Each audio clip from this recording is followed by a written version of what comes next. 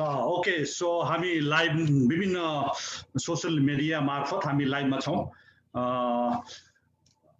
सबलपोस्ट.com रूपान्तरण online.com लगायत विभिन्न अनलाइन प्लेटफर्म अथवा अनलाइन न्युज पोर्टल मार्फत र हाम्रो सोशल मिडिया जीपीके फाउन्डेसन अमेरिकास लगायत विभिन्न साथीहरुका हाम्रो फाउन्डेसनका मेम्बरका साथीहरुकोबाट पनि हामी लाइभमा छौँ र आजको यस debate NRN NCC USA election 2021 को प्रेसिडेन्शियल क्यान्डिडेट्स डिबेटमा हामी फाउन्डेसनका अमेरिकाका कार्य समितिका साथीहरु र पत्रकार साथीहरु जोडिने क्रममा हुनुहुन्छ र अरु बाहिरका साथीहरुलाई हामीले निम्ताएका छैनौं र यसै क्रममा अब कार्यक्रम हामीले अब यो डिबेट कार्यक्रम बहस कार्यक्रम हामी सञ्चालन म सोमनाथ घिमिरे गिरिजाप्रसाद कोइराला फाउन्डेसन अमेरिका च्याप्टरको अध्यक्ष हुँ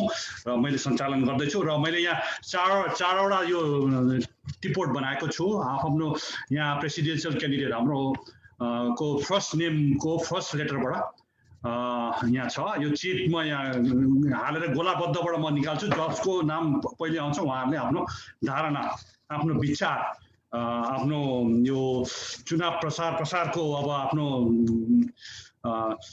प्रतिबद्धताहरू के छन् 10 मिनेटमा राखिदिनु हुन हार्दिक अनुरोध गर्छु र त्यसपछि हाम्रो अन्तमा यो कार्यक्रम 1 घण्टा 15 मिनेटको हुनेछ र अन्तमा हाम्रो 20 देखि 25 मिनेटमा हाम्रो प्रश्न उत्तरको कार्यक्रम हुनेछ र त्यो प्रश्न उत्तरमा प्रश्नहरू हाम्रा विभिन्न अनलाइन मार्फत यो लाइभ कार्यक्रम अनलाइन मार्फत हेरिरहनु भएका विभिन्न श्रोताहरूले हामीलाई पस्कनु हुनेछ त्यही प्रश्न यहाँलाई सोधिनेछ र 15 देखि 20 वटा उत्कृष्ट प्रश्नहरू कसलाई सोधिएको हो उहाँलाई म सोध्नेछु र अवश्य यहाँले उत्तर दिनु नै हुनेछ र यसै क्रममा मैले अब यो चिट मैले अब यो गोलाबद्धको उसमा हाले र त्यहाँबाट म निकाल्छु जसको पहिलो आउँछ उहाँले आफ्नो मन्तव्य सुरु गर्नु होला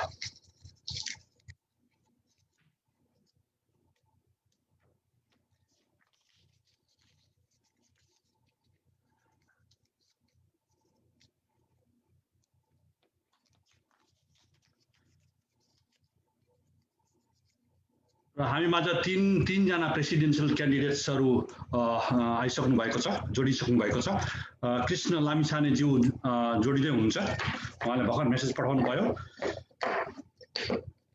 ल यहाँबाट म निकाले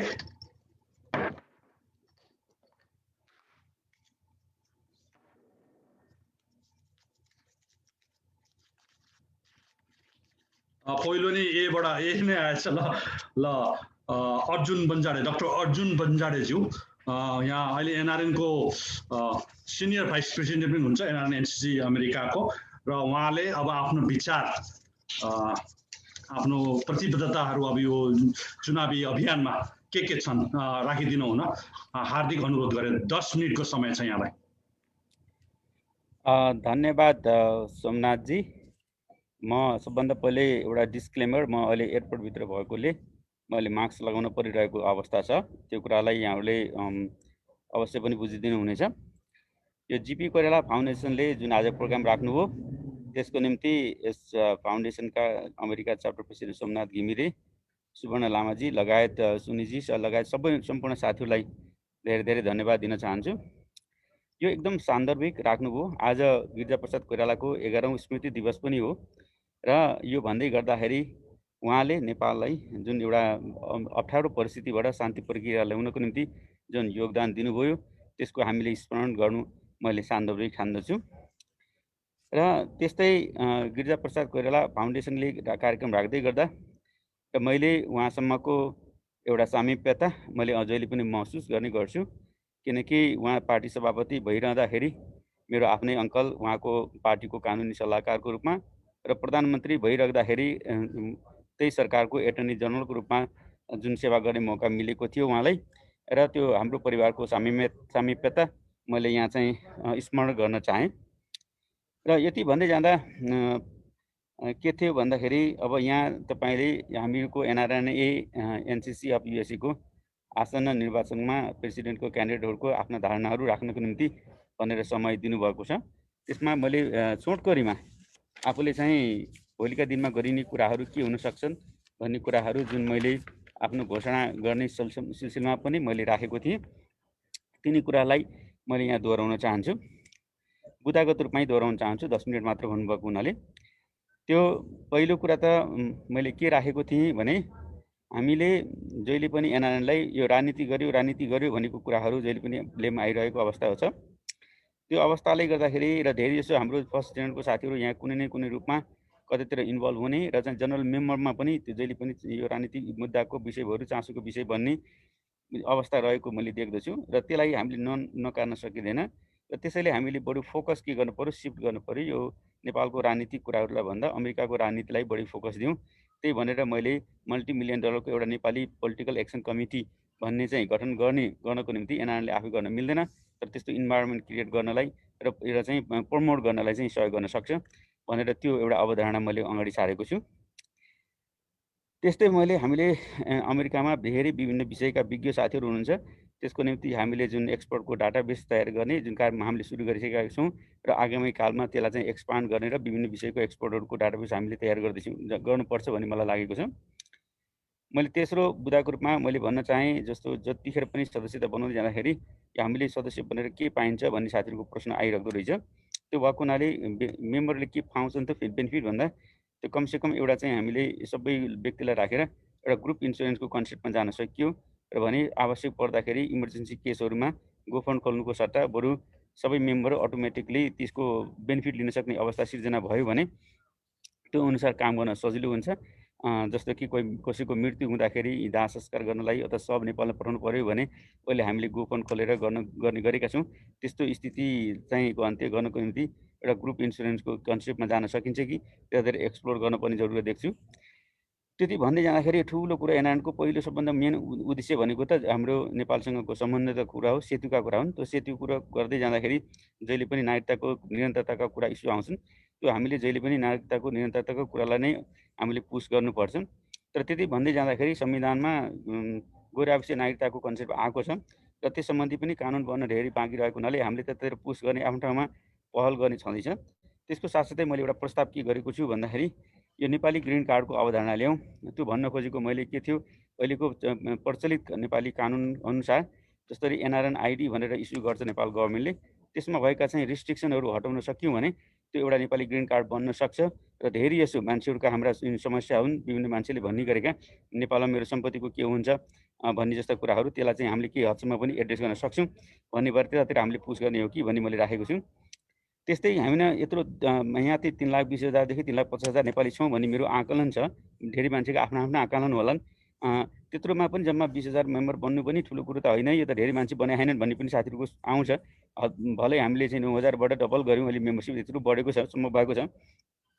यसमा मैले चाहिँ के प्रस्ताव गरेको छु भन्दाखेरि चाहिँ यो फ्री एन्ड फ्यामिली मेम्बरसिप भनेर, जस्तो पहिलो 3,000सम्मलाई एउटा आर्बिट्रेरी नम्बर हो, भोलि एजिएमले त्यसलाई 2,000 गर्न सक्छ अथवा 5,000 पनि गर्न सक्छ अथवा 1,000 मात्रै गर्न सक्छ।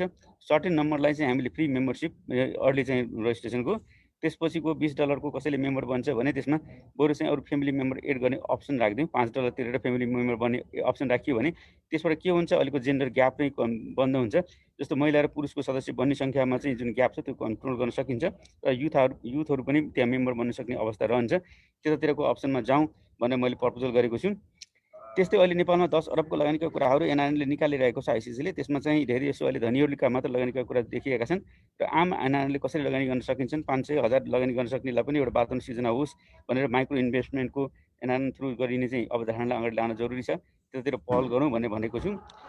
त्यस्तै अहिले मैले के पनि भनेको छु भन्दाखेरि हामीले अलिकति जोड दिने भनेको चाहिँ हामीले यहाँको पुस्तालाई हेर्नु पर्यो, यहाँको बालबालिकालाई हेर्नु पर्यो र यिनीहरूलाई कसरी समावेश गर्न सकिन्छ भन्दै जसरी हामीले ड्रिम बिग भन्ने प्रोजेक्ट गऱ्यौँ, कोडिङका प्रोजेक्टहरू चलिरहेका छन्।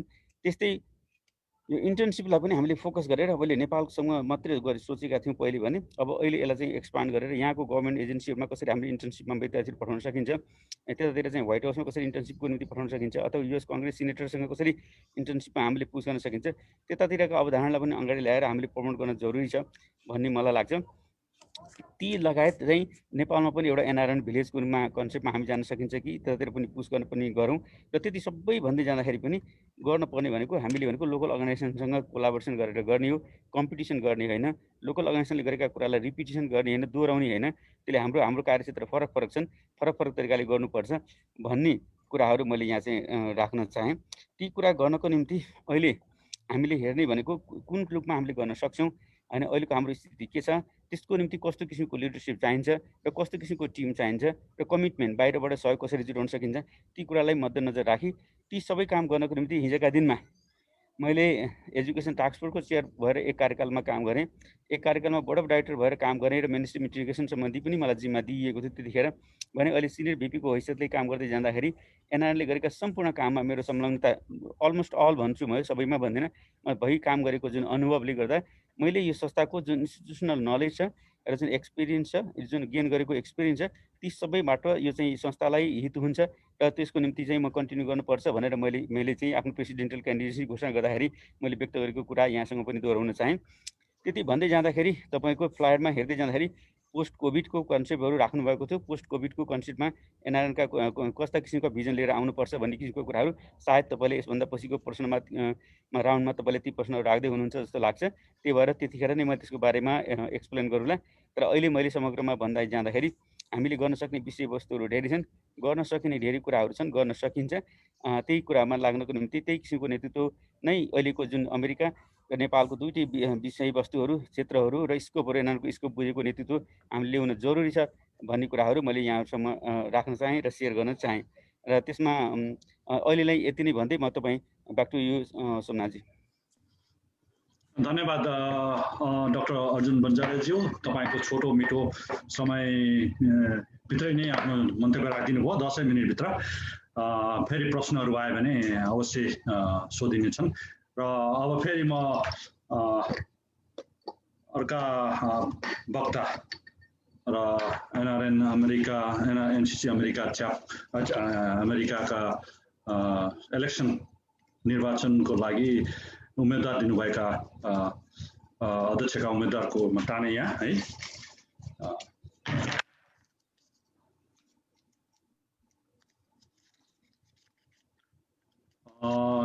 के आएको छ कृष्ण लामिछाने, उहाँ जोडिनु भएको छैन, उहाँ जोडिँदैछु भन्नु मलाई मेसेज पठाउनु भएको थियो र यो अहिले थाती राखौँ।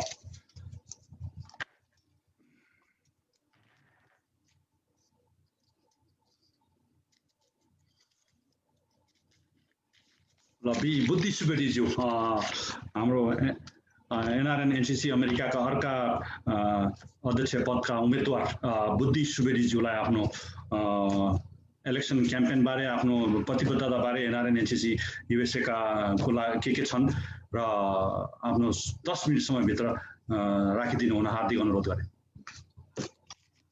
थ्याङ्क यू सोमनाथजी र हजुरको इन्टायर टिम, हाम्रो सुवर्णजी, सुनिताजी लगायत हजुरको इन्टायर टिम र यसमा विभिन्न माध्यमबाट जोडिनुभएका सञ्चारकर्मी साथीहरू र आजको यस प्रेसिडेन्टल डिबेटमा उपस्थित हुनुभएका मेरा मित्रहरू अर्जुन बन्जारेजी, तिलक केसीजी, कृष्ण लामिछानेजी लगायत यसलाई लाइभ हेरिरहनु हुने सम्पूर्ण गैर आवश्यक नेपाली दाजुभाइ दिदीबहिनीहरूमा सबैमा म बुद्धि सुवेदीको तर्फबाट हार्दिक नमस्कार। सोमनाथजी, हजुरले आज विशेष दिनमा विशेष कार्यक्रम राख्नुभयो। आज जीपी फाउन्डेसनले, सायद यो तपाईँले मिलाएरै राखेको हुनुपर्छ, जीपी फाउन्डेसनले जुन आज स्वर्गीय हाम्रो पूर्व प्रधानमन्त्री, नेपाली राजनीतिका शीर्ष व्यक्तित्व, एउटा नेपालको लोकतान्त्रिक आन्दोलनका कमान्डर गिरिजाप्रसाद कोइराला को 11औं पुण्य स्मृतिको दिवसको दिनमा तपाईँले जुन यो प्रेसिडेन्टल डिबेट राख्नु भएको छ, यो तपाईँको लागि र हामी सबैको लागि यो अवश्य पनि गौरवको कुरा हो। र मैले प्रत्यक्ष रूपमा पनि गिरिजाप्रसाद कोइरालालाई म नेपालमा रहँदा मेरो एकजना फ्यामिली मेम्बर नै उहाँको स्वकीय सचिव हुनुहुन्थ्यो महेन्द्र मरासिनी, उहाँ मार्फत मैले धेरै पटक गिरिजाप्रसाद कोइरालासँग भेट्ने र उहाँसँग साक्षात्कार गर्ने मौका पाएको थिएँ। आज त्यही दिन पारेर, उहाँको स्मृति दिवसको दिन पारेर हजुरले यो कार्यक्रम गर्नुभएको छ। Thank you. र आजको यो अब म आफ्नो विषयवस्तुतिर जान चाहन्छु। उहाँले जुन विषय हजुरले आज उठान गर्नु भएको छ र मेरो प्रतिबद्धताको विषय त सर्वप्रथम साथीहरू सबैका भावना र चाहनाहरू, नेपाली डायस्पोरामा रहेका साथीहरूको जे भावना चाहनाहरू छन् ती भावना र चाहनाहरूलाई जति सके धेरै प्रस्फुटित गर्नुपर्छ र उहाँका चाहनाहरू पुरा गर्नुपर्छ भन्ने मेरो पहिलो इन्ट्रेस्ट रहनेछ, मेरो त्यो उद्देश्य रहनेछ। र त्यो भन्दै गर्दा मैले गर्नुपर्ने विशेष मूलत कुराहरू के हुन् त भन्ने कुरामा म यहाँहरूसँग जोड दिन चाहन्छु। र त्यो मैले पहिला पनि मेरो आफ्नो घोषणापत्रमा पनि मैले केही कुराहरू उल्लेख गरेको छु। र जसमध्ये मेरो एउटा पहिलो मुद्दा भनेको नेपाली नागरिकताको निरन्तरता मेरो प्रतिबद्धता हो। यो नेपाली नागरिकताको निरन्तरता हामीले जबसम्म गर्न सक्दैनौँ तबसम्म हामी विदेशमा रहेर बसेका नेपालीहरूले हाम्रो नेपालसँग रहेको भावनात्मक सम्बन्ध जुन कटअप भएको छ र उहाँहरूले जुन गैर आवश्यक नेपाली नागरिकता भनेर त संविधानमा व्यवस्था गर्नुभएको छ र हामीले पाउनुपर्ने सम्पूर्ण हक अधिकारहरू मध्ये राजनीतिक अधिकार बाहेकको अरू अधिकारहरू दिने जुन भनेर संविधानमा लेखिएको छ र कानुनहरू त्यसबाट अझ बनिसकेको अवस्था छैन।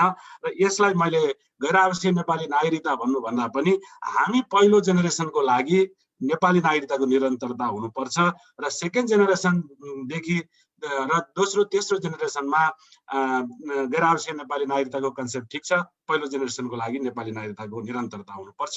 यो मेरो जोड हो र यसै अनुसारमा नेपालमा रहेको हाम्रो एनआरएनको हेडक्वार्टर्स र नेपालमा रहेका विभिन्न राजनीतिक दलका नेताहरू उहाँहरूसँग पनि लबिङ गरेर र म भोलि प्रेसिडेन्ट भएको अवस्थामा यसलाई अमेरिकाले नै लिडिङ गर्नुपर्छ, किनकि यसबाट पीडित भएको राष्ट्रहरू सबै राष्ट्रहरू यसबाट पीडित छैनन् र अमेरिका, क्यानाडा, बेलायत, अस्ट्रेलिया लगायत केही राष्ट्रहरूमा मात्रै यसबाट मार पर्न गएको हुनाले अमेरिका संसारको सबभन्दा ठुलो एनसीसी भएको हुनाले पनि म यो एनसीसीको प्रेसिडेन्ट भएको अवस्थामा मेरो पहिलो मुद्दा रहनेछ।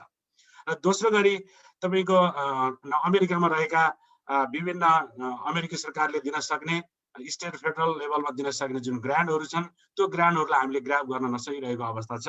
यहाँहरूले त्यो तर्फ ध्यान दिनुपर्छ। हामीले सधैँ सदस्यता शुल्कमा मात्रै निर्भरता रहेको अवस्थामा हामीले यहाँका सुविधाहरू माइनोरिटी कम्युनिटीले पाउने सुविधाहरूको विषयमा मैले छुट्टै एउटा कमिटी बनाएर त्यो कमिटी मार्फत यहाँका विभिन्न लेभलमा हामीले प्रपोजलहरू पेश गरेर हामीले त्यो ग्रान्टहरू लिनुपर्छ र त्यो लेभलमा र त्यो ठाउँमा मेरो प्रयास रहनेछ र त्यसमा मेरो ध्यान पुग्नेछ। र त्यसै गरी यो हामीहरू सबभन्दा फाउन्डेसन र च्याप्टर रहेको हुनाले म हिजो एउटा संस्थापक च्याप्टरको सभापति पनि हुँदै अहिले म एनसीसीको उपाध्यक्ष रही भोलिको दिनमा एनसीसीको प्रेसिडेन्टको लागि म जुन अहिले कन्टेस्टमा आइरहेको छु, यो अवस्थामा मैले ग्राउन्ड अमेरिकी नेपाली एनआरएनको मैले यहाँको एनआरएनको मैले ग्राउन्ड बुझेको छु।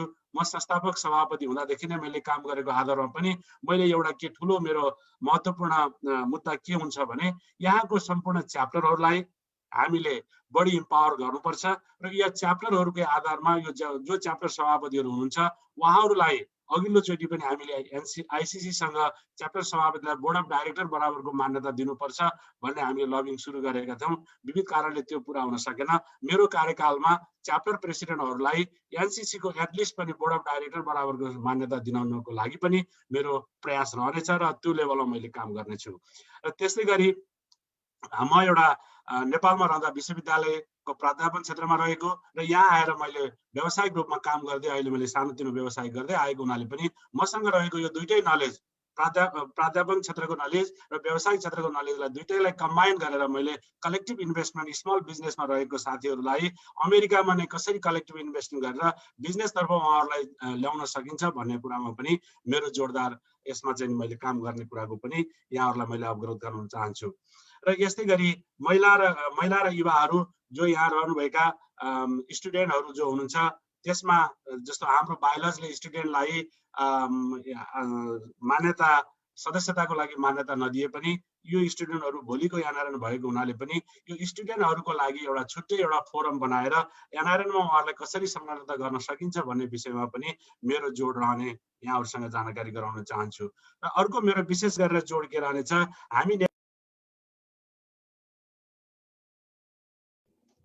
अनम्युट गर्नु होला, म्युट भयो तपाईको, अनम्युट गर्नु होला। सरी सोमनाथजी, कसरी म्युट भयो थाहा भएन, सरी।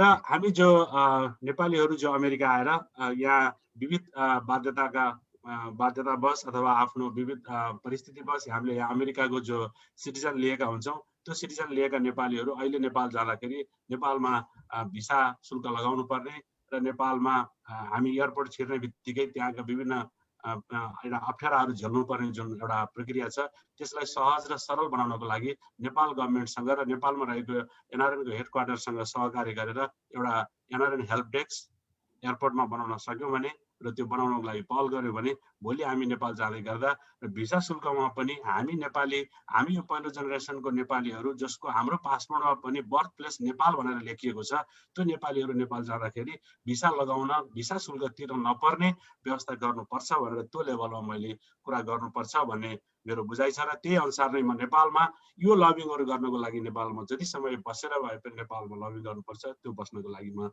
तयार छु र म त्यसमा समय उपलब्ध गराउन सक्छु भन्ने मेरो अर्को पनि जिकिर छ।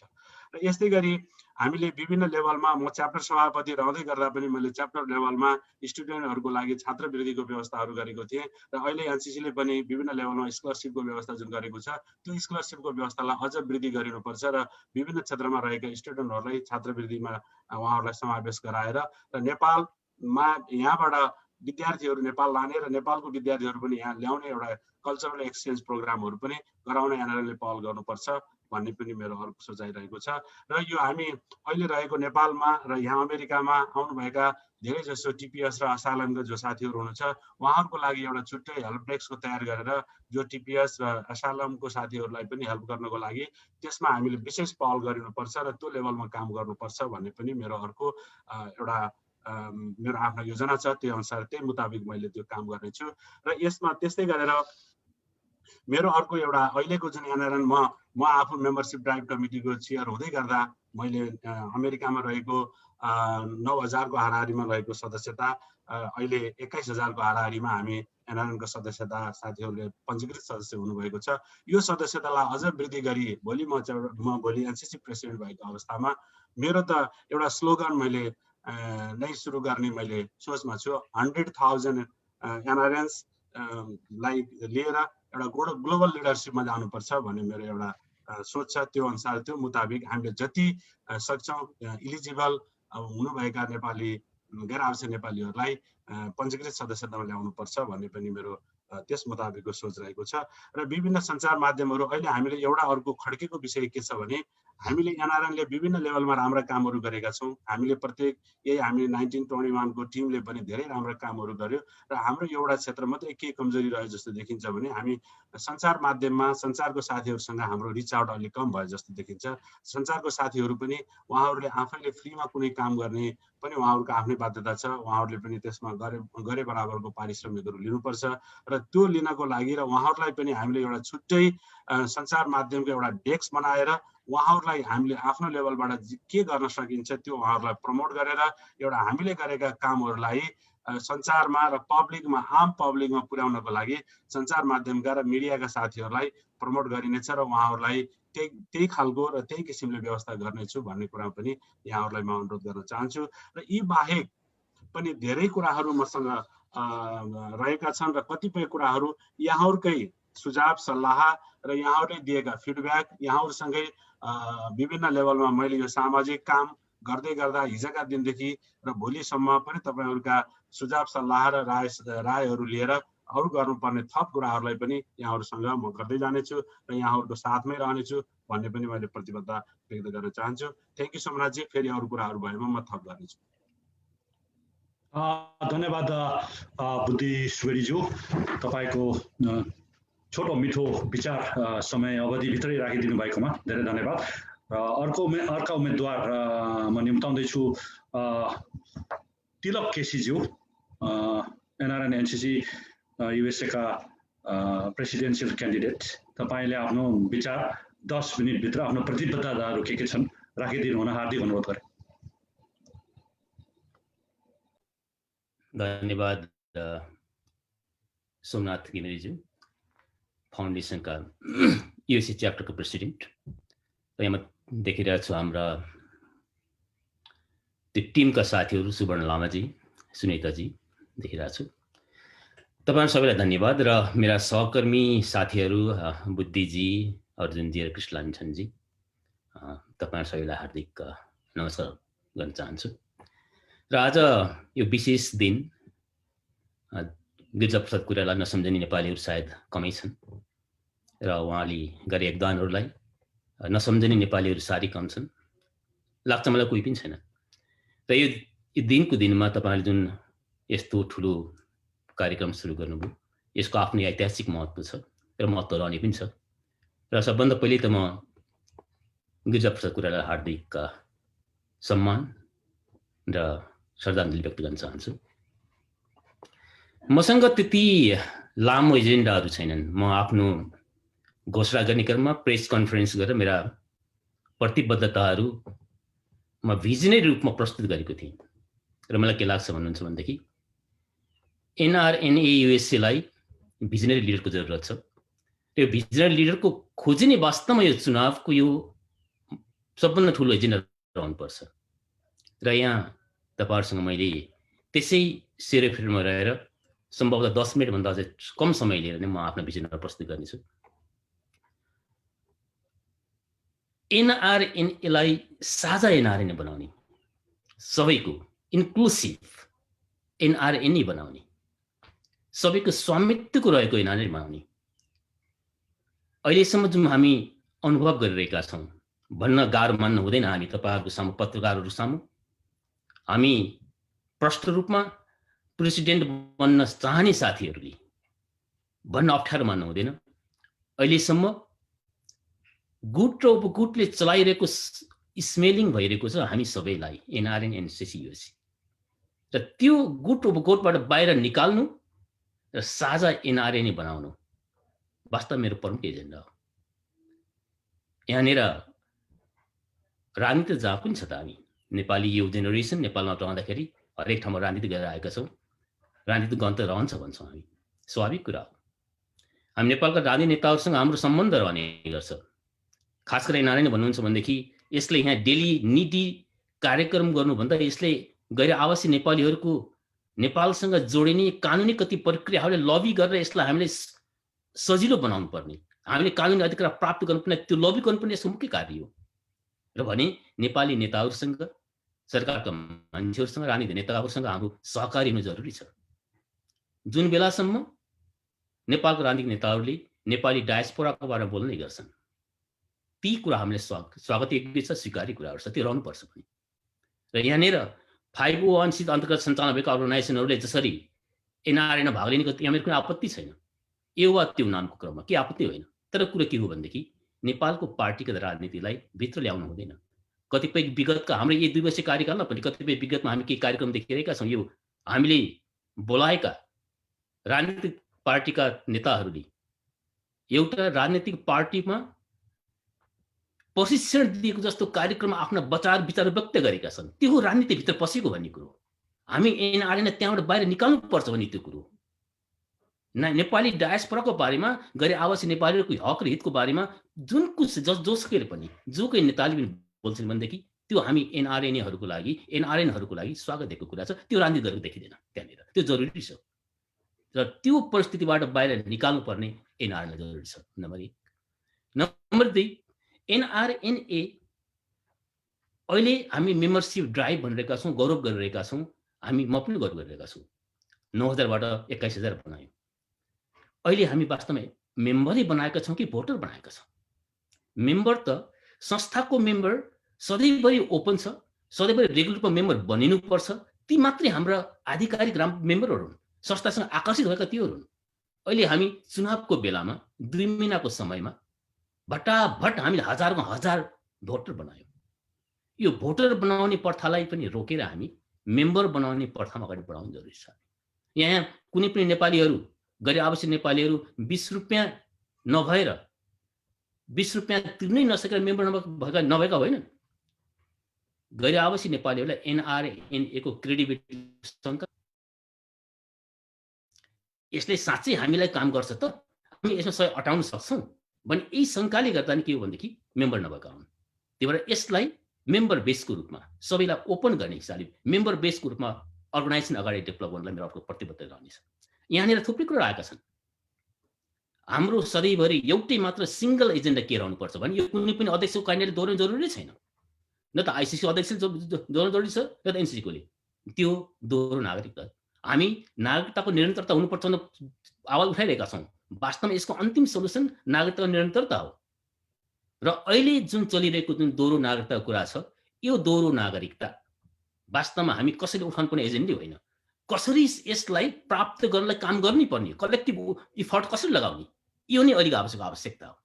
यहाँलाई म के भन्न चाहेँ भनेदेखि, म निर्वाचित भएँ भनेदेखि निर्वाचित हुँदा साथ नेपालमै बसेर मैले राजनीतिक पार्टीहरूसँग, राजनीतिक पार्टीका नेताहरूसँग लबी गरेर, आइसीसँग पनि सँगै बसेर लबी गरेर यो दोहोरो नागरिकतालाई व्यावहारिक रूपमा कानुनसङ्गत रूपले अगाडि बढाउनको लागि म हदैसम्मको मैले प्रयास गर्नेछु। यो मैले योभन्दा अगाडि मेरो प्रतिबद्धता जाहेर गरिसकेको छु र अहिले पनि फेरि दोहोऱ्याउन चाहे तपाईँहरूको यो मिडिया मार्फत।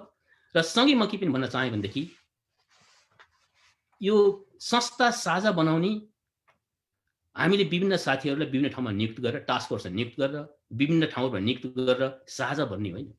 साझा संस्था बन्नको लागि साझा कार्यक्रम हुनु पर्यो, सबै अटाउने कार्यक्रम हुनु पर्यो। हामी सबैले कार्यक्रम प्रस्तुत गर्ने गर्छौँ, लामो प्रस्तुत गर्ने गर्छौँ। हरेक वर्ष, हरेक सालको चाहिँ हरेक पटकको चुनावमा हामी प्रतिबद्धता जाहेर गर्ने गरेका छौँ। ती प्रतिबद्धता कति पुरा भयो त? यहाँनिर म के भन्न चाहेँ भनेदेखि, कार्यक्रमहरू बनाउने हामी यो यस्तो कन्ट्रीमा छौँ जुन हामी थुप्रै एक्सपर्टहरू छन्। जुन एक्सपर्ट त्यसमा विज्ञ हुनुहुन्छ, हाम्रा प्रोफेसनलहरू हुनुहुन्छ, इन्टेलेक्चुअलहरू हुनुहुन्छ। मैले उहाँहरूको टिम निर्माण उहाँलाई जिम्मा दिन्छु कार्यक्रम बनाउनको लागि। कस्तो कार्यक्रम अमेरिकामा फिजिबल छ, कस्तो फिट छ, जस्तो भन्नुहोस् युथ एन्ड स्टुडेन्टलाई गर्नुपर्ने कार्यक्रम मैले तपाईँलाई यो गर्छु भने मैले जरुरी ठान्दैन। मसँग के भिजन छ भन्नुहुन्छ भनेदेखि, युथ र स्टुडेन्टलाई बनाउने कार्यक्रम त्यही युथ र स्टुडेन्टहरूको विचारलाई प्रतिनिधित्व गर्दै हाम्रा एक्सपर्टहरूको टिमले एउटा कार्यक्रम बनाउने छ, जुन लङ टर्म प्रोग्राम छ, सर्ट टर्म दुईवटा प्रोग्राम हुन सक्छ। यदि जरुरी रह्यो भने स्टुडेन्टहरूलाई एनआरएनए को मेम्बरसिप गराउन जरुरी रह्यो भने नेपाल गभर्मेन्टसँग पनि हामीले लबिङ गरेर त्यो पनि बनाउनेछौँ, जरुरी रह्यो भने। जरुरी भएन प्रोग्राम मात्रै ठिक छ, एनआरएनले ल्याउने प्रोग्राम स्टुडेन्टलाई एड्रेस गर्छन् त्यति मात्रै ठिक छ भनेदेखि त्यो अनुसार प्रोग्राम गरिन्छ। जस्तो इन्टिग्रेसनको मेन स्ट्रिममा इन्टिग्रेसन गर्नको लागि पनि एक्सपर्टहरूले प्रोग्राम ल्याउनु हुनेछ। म एक्सपर्टको प्रोग्राममा विश्वास गर्ने गर्छु। हामी कल्चरल प्रिजर्भेसन र यो न्यू जेनेरेसनमा ट्रान्सफर्मेसन गर्नु पनि एकदम जरुरी छ। यो गर्नु पनि पर्छ, हामीले गर्नु पनि काम त्यही पनि हो। यो पनि कुन वेबाट सुरु गर्ने, कसरी गर्ने, यो पनि म एक्सपर्टलाई जिम्मा दिने गर्छु, प्रोफेसनलाई जिम्मा दिने गर्छु। निडी बेसिसमा डे टु डे कस्ता हेल्पहरू चाहिने गर्छन् अमेरिकामा बसोबास गर्ने नेपालीहरूको लागि। सायद त्यो इमर्जेन्सी फन्ड कुनै क्रिएट गर्नु पनि हुनसक्छ, अथवा अन्य जस्ता टिपिएस जस्ता कुरा हुन सक्छन्। यी कुराहरू जस्तो कुराहरू यी कुराहरू पनि एक्सपर्ट र प्रोफेसनलले एउटा सेट गर्नेछन्। अब हामी यसरी प्रोग्राम सेटअप गऱ्यौँ भनेदेखि वर्षमा हाम्रो यो कार्य समिति चेन्ज हुने क्रममा हरेक अध्यक्षहरूले आफ्नो प्रोग्राम ल्याउनु जरुरी नै पर्दैन। एक्सपर्टहरू हाम्रो कमन एक्सपर्टहरू हुन्, प्रोफेसनल हाम्रो कमन प्रोफेसनलहरू हुन्। हामीले प्रोग्राम ल्याउने, हामीले भिजन लिएर आउने। हामी लिडरहरूले त ती प्रोफेसनलहरूलाई, ती एक्सपर्टहरूलाई कोअर्डिनेट गर्ने हो, एउटै ठाउँमा एउटा प्लेटफर्ममा राख्ने हो, जुन नेपाली डायस्पोराको फाइदाको लागि हामीले अगाडि बढाउने हो। म यहाँसँग अनुरोध गर्न चाहेँ। र त्यसै गरेर यो मैले नि यो कुरा कसरी गर्न सक्छु भनेको एउटा तपाईँहरूसँग क्वेसन हुन सक्छ। मिडिया मार्फत म यो कुरा एक्सप्रेस गर्न चाहन्छु। म फर्केर जान्छु, नेपालहरू आउँदाखेरि प्रार्थना पनि गर्ने गर्थेँ। टेम्पोररी एन्ड कन्ट्र्याक्ट टिचर एसोसिएसनको फाउन्डर पनि हुँ र म सबैलाई लबिङ गरेर त्यो सिनेटसम्म लगेर पनि ती समस्याहरूलाई मैले पास गराएको छु र टेम्पोररी र कन्ट्र्याक्ट टिचर्सहरूलाई, युनिभर्सिटीका टिचर्सहरूलाई कसरी स्थायी गर्ने भन्ने वे आउट निकालेको छु। मैले जानेको छु कसरी काम लबी गर्नुपर्छ, जानेको छु। मैले कानुनसँग कसरी अगाडि बढ्ने पनि जानेको छु, अनुभव छ मसँग। त्रिभुवन विश्वविद्यालय सचिव भएर काम गरेँ, डाक्टर बन्जाडी सँगै सँगै थियौँ, हामी सँगै थियौँ, हामी सँगै पढ्ने गर्थ्यौँ। म सचिव निर्वाचित भएको थिएँ र मलाई थाहा छ कसरी कोअर्डिनेट गर्नुपर्छ, कसरी काम गर्नु मलाई थाहा छ। त्यो पनि मैले त्योबाट प्रुभ भइसकेको छु। यहाँ पनि म जहाँ नेपाली ठाउँ बस्ने गर्छु, Nepali community organization Milwaukee Nepali परिवार जस्तो नाम छ, त्यसलाई मैले स्थापना गरेँ, फाउन्डर प्रेसिडेन्ट भएँ। त्यहाँ नेपाली पनि चलाएँ 2010 गरिदिनु होला 1 मिनेटमा। र यसरी मलाई कम्युनिटीमा काम गर्ने मसँग थुप्रै मलाई चाहिँ जोड्ने अनुभवहरू छ। यी अनुभवले के प्रुभ गर्छ भनेदेखि मैले भिजनरी रूपमा अगाडि बढाउने क्रममा एनसीसी को भिजनरी लिडरको रूपमा र आइसीसीमा पनि यदि भिजनरी लिडरको जरुरत पर्छ भनेदेखि त्यसलाई पनि ग्याप पुरा गर्ने तरिकाले म अगाडि बढ्नेछु। र यो भिजनरी लिडरले अगाडि लाने क्रममा अहिले युनाइटेड एनआरएनए को जरुरत छ च्याप्टर एनसिसी र आइसिसीसम्म र म युनाइटेड एनआरएन डेभलप गर्ने क्रममा एउटा भिजनरी रूपमा साबित हुनेछ र म यही रूपमा नै मैले के गर्न सक्छु भनेदेखि यो अगाडि लिड गर्नको लागि एनआरएनए एनसिसी युनिट्सलाई अगाडि लिड गर्नको लागि संसारभरिका एनसिसीहरूलाई लिड गर्दै म आइसिसीसँग सँगै काम गरेर एनआरएनए एनसिसी युएसलाई अगाडि बढाउनेछु। यही नै मेरो प्रतिबद्धता हो। धन्यवाद, थ्याङ्क यू।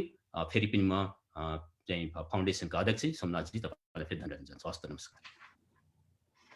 धन्यवाद तिलक केसीज्यू, हाम्रा अर्का एनआरएन एनसिसी अमेरिकाका अध्यक्षका उम्मेदवार आफ्नो छोटो मिठो प्रतिबद्धताहरू 10 मिनट समयमा जाहेर गरिदिनु भयो र प्रश्नहरू आउने क्रम जारी छन्। हाम्रा अनलाइन मिडिया मार्फत हेरिराख्नुभएका साथीहरूले प्रश्नहरू पठाइराख्नु भएको छ र यसै क्रममा म अर्का एनआरएन एनसिसी अमेरिकाका अध्यक्षका उम्मेदवार कृष्ण लामिछानेज्यू, उहाँ अलिकति ढिलो जोडिनु भयो, विभिन्न हाम्रो टेक्निकल डिफिकल्टिज भएछ उहाँको जोडिनमा र उहाँलाई मैले आफ्नो प्रतिबद्धताहरू 10 मिनटमा राखिदिनु हुन हार्दिक अनुरोध गरेँ। Thank you Somnathji. म पहिला त क्षमा माग्छु, म 6 मिनट पहिला ट्राई गरेको, तपाईँको चाहिँ नि 24 मिनट ढिला आएँ। मेरो यो फोन लिएर कम्प्युटरले प्रब्लम भयो, किन हो त्यसको लागि म क्षमा माग्दछु।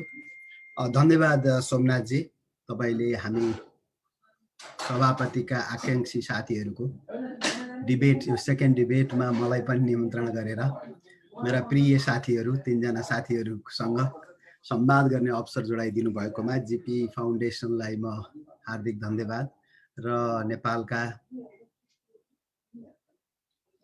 जनक्रान्तिका नायक गिरिजा प्रसाद कोइरालाप्रति श्रद्धा सुमन व्यक्त गर्दै सम्पूर्ण साथीहरूलाई र सुवर्णजी, सुनिताजी लगायत सबैलाई र दर्शक श्रोता विश्वभरि रहनुभएका नेपाली दाजुभाइहरूमा मेरो हार्दिक नमन। जय नेपाल, जय एनआरएन। अब यो एनआरएनको एजेन्डा यो चाहिँ वास्तवमा यो हामीले झोलामा भोटै माग्ने कुरा मात्रै हामीले गरिरहेछौँ। हामी चारैजनाले पनि गर्ने कुरा त्यही हो।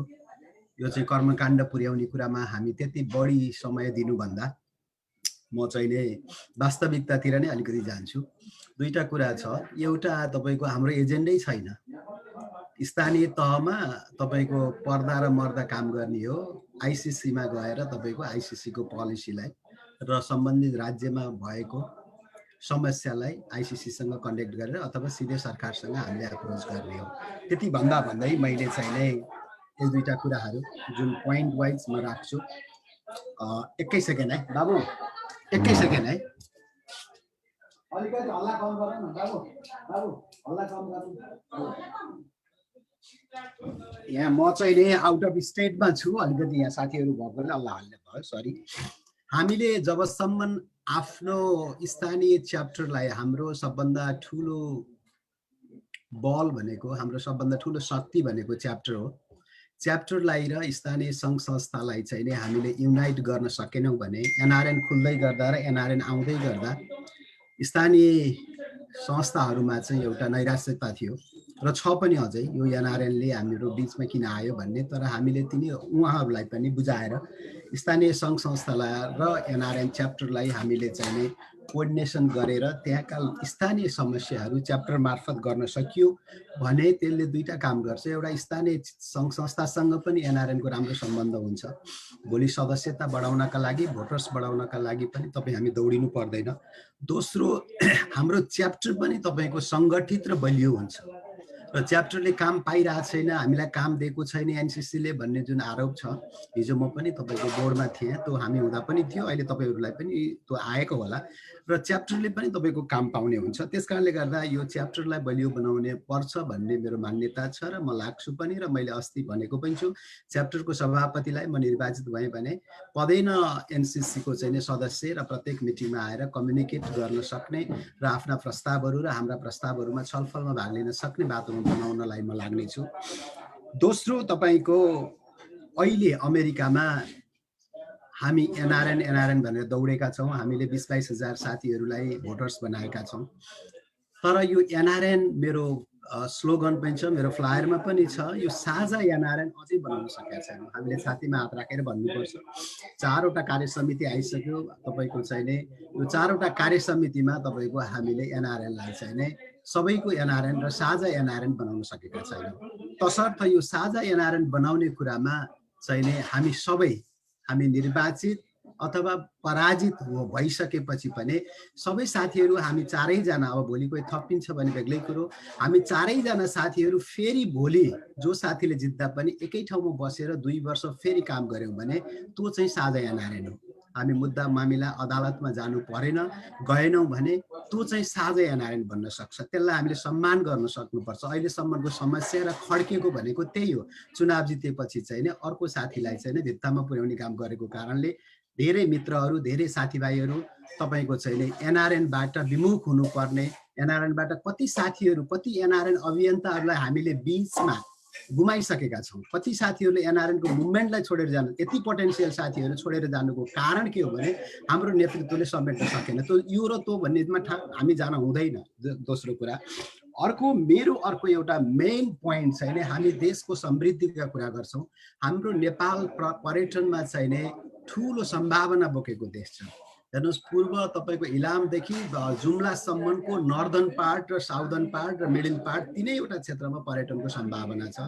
हामीले ठुला गल्फ कोर्सहरू गर्न सक्छौँ। म पहिला नेपालमा पनि 12-15 वर्ष पर्यटन व्यवसायमा काम गरेको नाताले हाम्रो तपाईँको रारा लेकमा, मकालु बेस क्याम्पमा हामीले गल्फ कोर्सहरू बनाउन सक्छौँ। माथि तपाईँको एउटा चिज फ्याक्ट्रीहरू बनाउन सक्छौँ। तपाईँको चाहिँ नि माथि हाइकिङ, एउटा तपाईँको नेपालमा क्लाइम्बिङ कलेज, युनिभर्सिटी खोल्न सक्छौँ। अहिले यहाँ तपाईँको चाहिँ अमेरिकाको कोलोराडोमा भएको जस्तै ठुल्ठुला कलेजहरू, युनिभर्सिटीहरू हामीले चाहिँ विश्वभरिका मान्छेहरूलाई लगेर त्यहाँ चाहिँ नि पढाउन सक्छौँ। त्यो एउटा अहिले एनआरएनले ओपन युनिभर्सिटीको कन्सेप्ट ल्याएर काम गरिरहेछ, त्यसमा हामीले एड गर्न सक्छौँ। र अरू तपाईँको चाहिँ नि धेरै कुराहरूमा हामीले काम गर्न सक्नका लागि र सबभन्दा ठुलो कुरा, हामी यहाँ राजनीति भन्छौँ, एनआरएनको राजनीति, एनआरएन भित्रको राजनीति आफ्नो ठाउँमा छ, तर हामीले चाहिँ नि पार्टीको राजनीतिमा पनि इन्भल्भ हुनुपर्छ। ध्रुव सत्य कुरा हो। किन इन्भल्भ हुनुपर्छ भने हाम्रो नागरिकताको निरन्तरता, दोहोरो नागरिकता, एनआरएन नागरिकता, डबल ट्याक्स र सम्पत्तिको अधिकारका लागि नेपालमा भएका पार्टी र सरकारसँग डिल गर्न सक्नुपर्छ। त्यो डिल गर्न सक्ने क्षमता चाहिँ मसँग छ। नेपालमा भएका सरकारका प्रमुखहरूसँग, नेपालमा भएका सांसदहरूसँग, सम्पूर्ण पार्टीका सांसदहरूसँग हामीले हिजो पनि काम गरेका थियौँ र अहिले पनि हाम्रो एउटा व्यक्तिगत सम्बन्ध र वैचारिक सम्बन्धका नाताले, सुमधुर सम्बन्ध हामीले स्थापित गरिरहेका नाताले मैले त्यो काम गर्न सक्छु भन्ने मैले दृढ विश्वास लिएको छु। र एनआरएन आइसिसीलाई सँग पनि हाम्रो अमेरिकाको केसमा म अघि नै भने, म 2 वर्ष पहिला बोर्ड अफ डाइरेक्टर पनि थिएँ। किन एनसिसी र आइसिसीको, नेपाल र अमेरिका र आइसिसीको बिचको सम्बन्ध अचम्मको छ। तपाईँको चाहिँ नि उनीहरू भन्छन् यो गर, हामी भन्छौँ गर्दैन।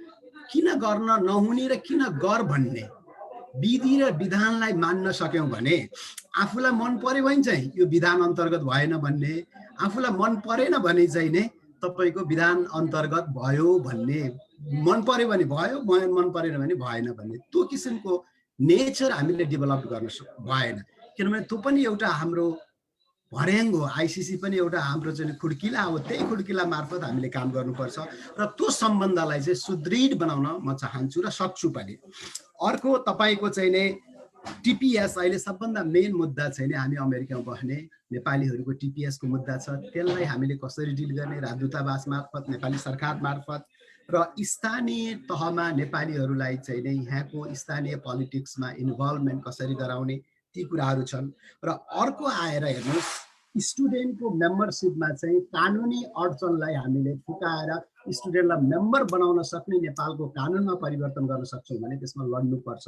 र हामी युथ र महिलाको कुरा गर्छौँ र युथ र महिलालाई त जोइन गर्ने कुरा छँदैछ। त्यसमा हामीले सेकेन्ड जेनेरेसन, अब सेकेन्ड जेनेरेसनलाई ल्याउन सकेनौँ भने युथ पनि तपाईँको, अहिले युथ भनेको हामी जस्तै हो, 40-50 का हुन्, महिला दिदीबहिनी पनि हामी जस्तै हुन्। तर सेकेन्ड जेनेरेसन अहिलेका अमेरिकामा जन्मेका अथवा नेपालमा जन्मेर आएर यहाँ हुर्केका हाम्रा छोराछोरीलाई चाहिँ नि हाम्रो यो नेतृत्वमा र सहभागितामा हामीले जोड्न सकेनौँ भने हाम्रो जेनेरेसन पछि एनआरएन डेड पनि हुनसक्छ, यसको अस्तित्व समाप्त पनि हुनसक्छ। उनीहरूलाई ल्याउने बाटो, उनीहरूलाई कन्भिन्स गर्ने बाटोमा म लाग्नेछु।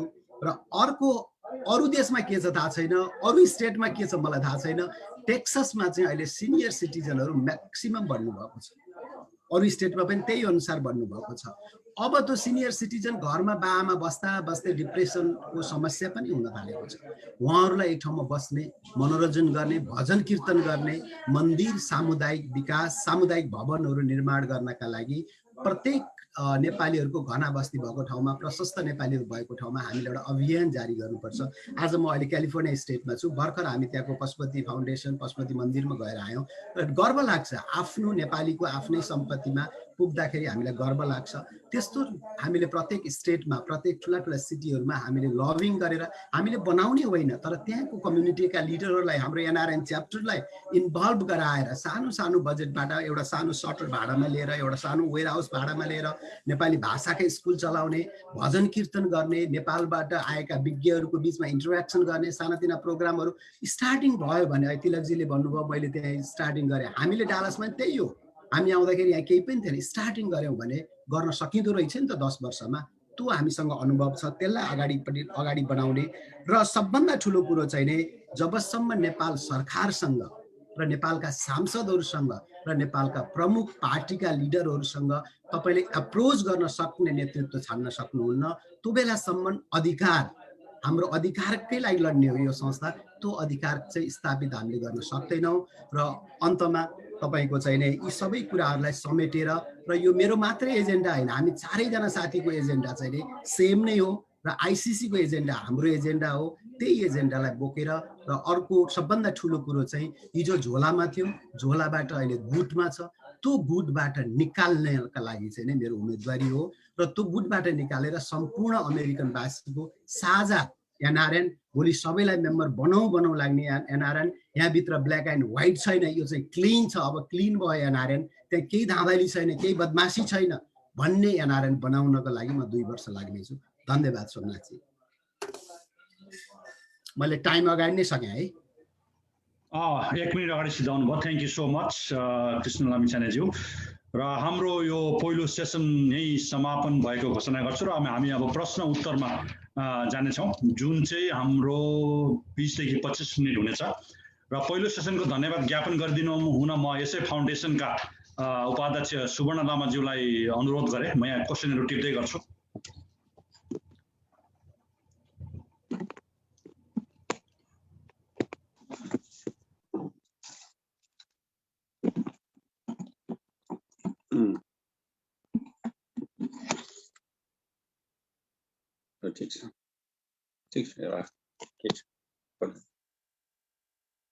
Thank you. यहाँ उपस्थित आदरणीय हाम्रा उम्मेदवार अग्रजहरू र आदरणीय सम्पूर्ण विश्वबाट हेरिराख्नुभएका हाम्रा नेपाली दाजुभाइ दिदीबहिनीहरूलाई म जय नेपाल भन्न चाहन्छु। र आज हाम्रा आदरणीय उम्मेदवार साथीहरूको जुन किसिमको एकबद्धता र आफ्नो प्रतिबद्धताहरू तपाईहरुले सुनिराख्नु भएको छ र उहाँहरूले भनिराख्नु भएको छ। नेपाल र नेपालीहरू बीचमा हामीले कसरी के गर्न सकिन्छ भन्ने कुराहरू उहाँहरूले प्रस्तुत गर्नुभएको छ। अवश्य हामीहरू यस विषयमा मनन गर्नेछौँ र उहाँहरूले साथ सहयोगको लागि उहाँहरू तयार भएको कुरा तपाईहरुले सुनिसक्नु भएको छ। उहाँहरूको यो एकबद्धता र उहाँहरूको प्रतिबद्धता प्रति हामी विश्वासमा हामी छौँ र नेपाल र नेपाली र संसारभरि छरिएर बसेको छौँ।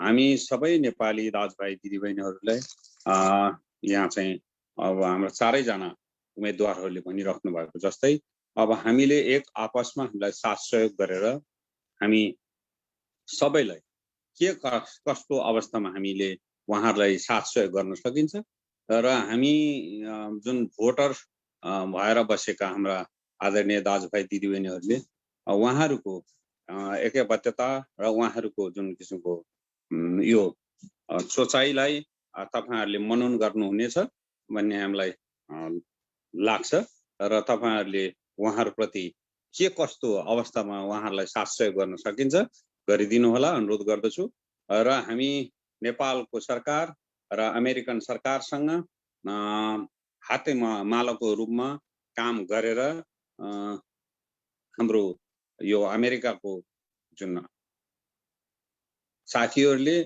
यहाँको स्थानीय सरकार र यहाँ फेडरल सरकारसँग एक आपसमा मिलेर काम गर्न सकोस् र हामीहरु नेपाल र नेपालीको विषयमा हाम्रो बुलन्द आवाज अगाडि बढाओस् भन्न चाहन्छु। जस्तै क्यालिफोर्नियामा भएको जुन हाम्रो एउटा खड्का साथीलाई जुन किसिमको दुर्व्यवहार गरेको छ र त्यस्तै पछि दोस्रो यहाँ न्युयोर्कमा पनि भएको छ हाम्रो चालक साथीलाई।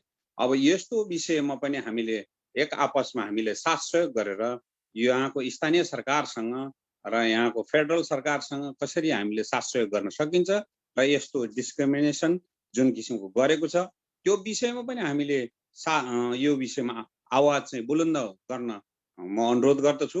तपाईहरुले यस विषयमा अगाडि बढाउनुस् र राजनीतिको नाममा यो अमेरिका र अमेरिकन सरकारसँग हामी लबिङ गरेर अगाडि बढोस् भन्न चाहन्छु र मेरो अन्तिममा म भन्न चाहन्छु सध्य गिरिजाप्रसाद कोइराला जुन राष्ट्र अध्यक्षको रूपमा पनि उहाँले अन्तरिम राष्ट्र अध्यक्षको रूपमा बसेर राजा महाराजालाई पनि उहाँले जुन किसिमको संयमताको पूर्वक कुनै किसिमको रक्तपात विहीन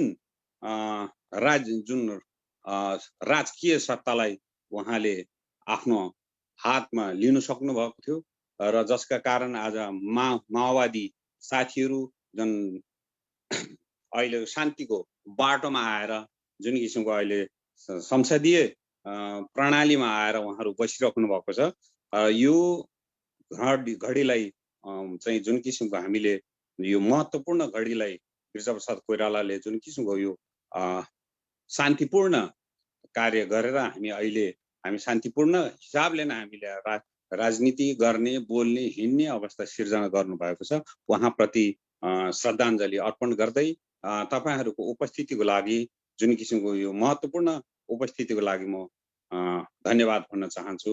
जय नेपाल। धन्यवाद अध्यक्ष। धन्यवाद सुवर्ण लामाज्यू उपाध्यक्ष यसै फाउन्डेसनको उपाध्यक्षको धन्यवाद ज्ञापन गरिदिनु भएकोमा र हामी सबैलाई विदितै छ आज गिरिजा बाबुको 11औं स्मृति दिवस पनि हो। उहाँप्रति श्रद्धा सुमन अर्पण गर्दै अब हामी दोस्रो सेसन प्रश्न उत्तर कार्यक्रममा हामी समावेश छिर्दैछौँ र पहिलो प्रश्न आएको छ तिलक केसीज्यूलाई। हाम्रा उम्मेदवार अध्यक्षका उम्मेदवार तिलक केसीज्यूलाई। एक पटकको नेपाली सधैँको नेपाली भन्ने नारा छ हाम्रो एनआरएनएको। त्यसो भन्दै गर्दा एक पटकको नेपाली नागरिकता सधैँको नेपाली नागरिक भन्ने बारे तपाईको के छ धारणा? के यो सम्भव छ त?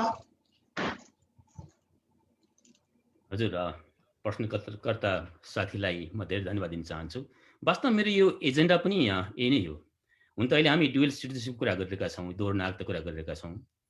हामीले एक पटकको नेपाली सधैँको नेपाली भनेर जुन एनआरएनले हामीले एउटा हाम्रो एनआरएनको स्लोगन नै छ, नारा नै छ, यो वास्तवमा यथार्थता पनि हो र हामी त्यसैमा अलिकति सबै आबद्ध पनि भएका छौँ र त्यही एक पटकको नेपाली सधैँको नेपाली भन्ने नाराले हामी सबै एकै ठाउँ एउटै छाडीभित्र बसेका छौँ र हामी नेपालबाट बाहिर निस्किसकेपछि नेपालको एउटा नागरिक थियौँ हामी र विभिन्न कारणले गर्दा हामी बाहिरिनु पर्यो। यसको अर्थ हामी भित्रको माया, हामी भित्र भएको त्यो नेपालप्रतिको हाम्रो जिम्मेवारी त्यो छुटेको छैन र हामी के चाहन्छौँ भनेदेखि नेपालको नागरिक सर नै हामीले कन्ट्रिब्युसन गर्न पाउनुपर्छ र हामी गर्न चाहन्छौँ पनि र त्यसैले हामी एक पटकको नेपाली सधैँको नेपाली हुँदा नेपाली नागरिकताको निरन्तरता हुनुपर्छ, निरन्तरता नै यसको सोलुसन हो भनेर त्यही आवाज हामी उठाइरहेका छौँ। त्यसैमा म लागिरहेको छु। वास्तवमा भन्नु चाहिँ म हिजो पनि त्यसको पक्षपाती थिएँ। हुन त अहिले हाम्रो अहिलेको परिस्थितिमा यसलाई थोरै परिमार्जन गरेर दोहोरो नागरिकता कुरा आइरहेको छ, तर म अझै नागरिकताको निरन्तरताको लागि लागिरहनेछु। मेरो प्रतिबद्धता त्यसैमा छ र त्यो हुन्छ, नहुने कुरो छैन। किन हुन्छ भन्नुहुन्छ भनेदेखि चाहिँ हामीले नेपालमा कन्ट्रिब्युसन गर्नको लागि नेपालका नेताहरूसँग अगाडि किसिमले भनिसक्नु भएको छ। नेताहरू र राजनीतिक पार्टीलाई हामीले कन्भिन्स गरेर एकपटकको नेपाली सधैँको नेपाली बन्नको लागि नेपाल र नेपाललाई नै फाइदा छ। हामी पछिको जेनेरेसनलाई जोड्नको फाइदा छ र हामी बाहिर आएर बसेको चाहिँ स्किल र हामीले कमाएका सम्पत्तिहरू नेपालमा लानको लागि पनि नेपाल र नेपाललाई फाइदा छ। त्यो हिसाबले यो सम्भव छ। यो तरिकाले हामी डिप्लोमेटिक तरिकाले लबिङ गरेर नेपालका नेताहरूलाई र राजनीतिक पार्टीले कन्भिन्स गर्न सक्यो भनेदेखि यो सम्भव छ। हामी नेपालका भएका राजनीतिक पार्टी र नेपाली जनताहरूको प्रतिस्पर्धामा जाने होइनौँ, नेपाललाई बनाउनको लागि सहभागी हुन जाने हो। यो तरिकाले कन्भिन्स गर्न सक्यो भने सम्भव छ। हजुर, थ्याङ्क यू। धन्यवाद तपाईँको उत्तरको लागि तिलक केसीज्यू। र अर्को प्रश्न छ बुद्धि सुवेदीज्यूलाई, हाम्रा अर्का एनआरएनए अमेरिकाका अध्यक्षका उम्मेदवार। एनआरएन एनसीसी युएसए लाई बलियो र आदर्शको बनाउन तपाईको के यस्तो एउटा उद्देश्य मात्र, के एउटा उद्देश्य छ त? एउटा उद्देश्यले जब यो एनआरएनलाई बलियो र आदर्श बनाउन सक्छ त?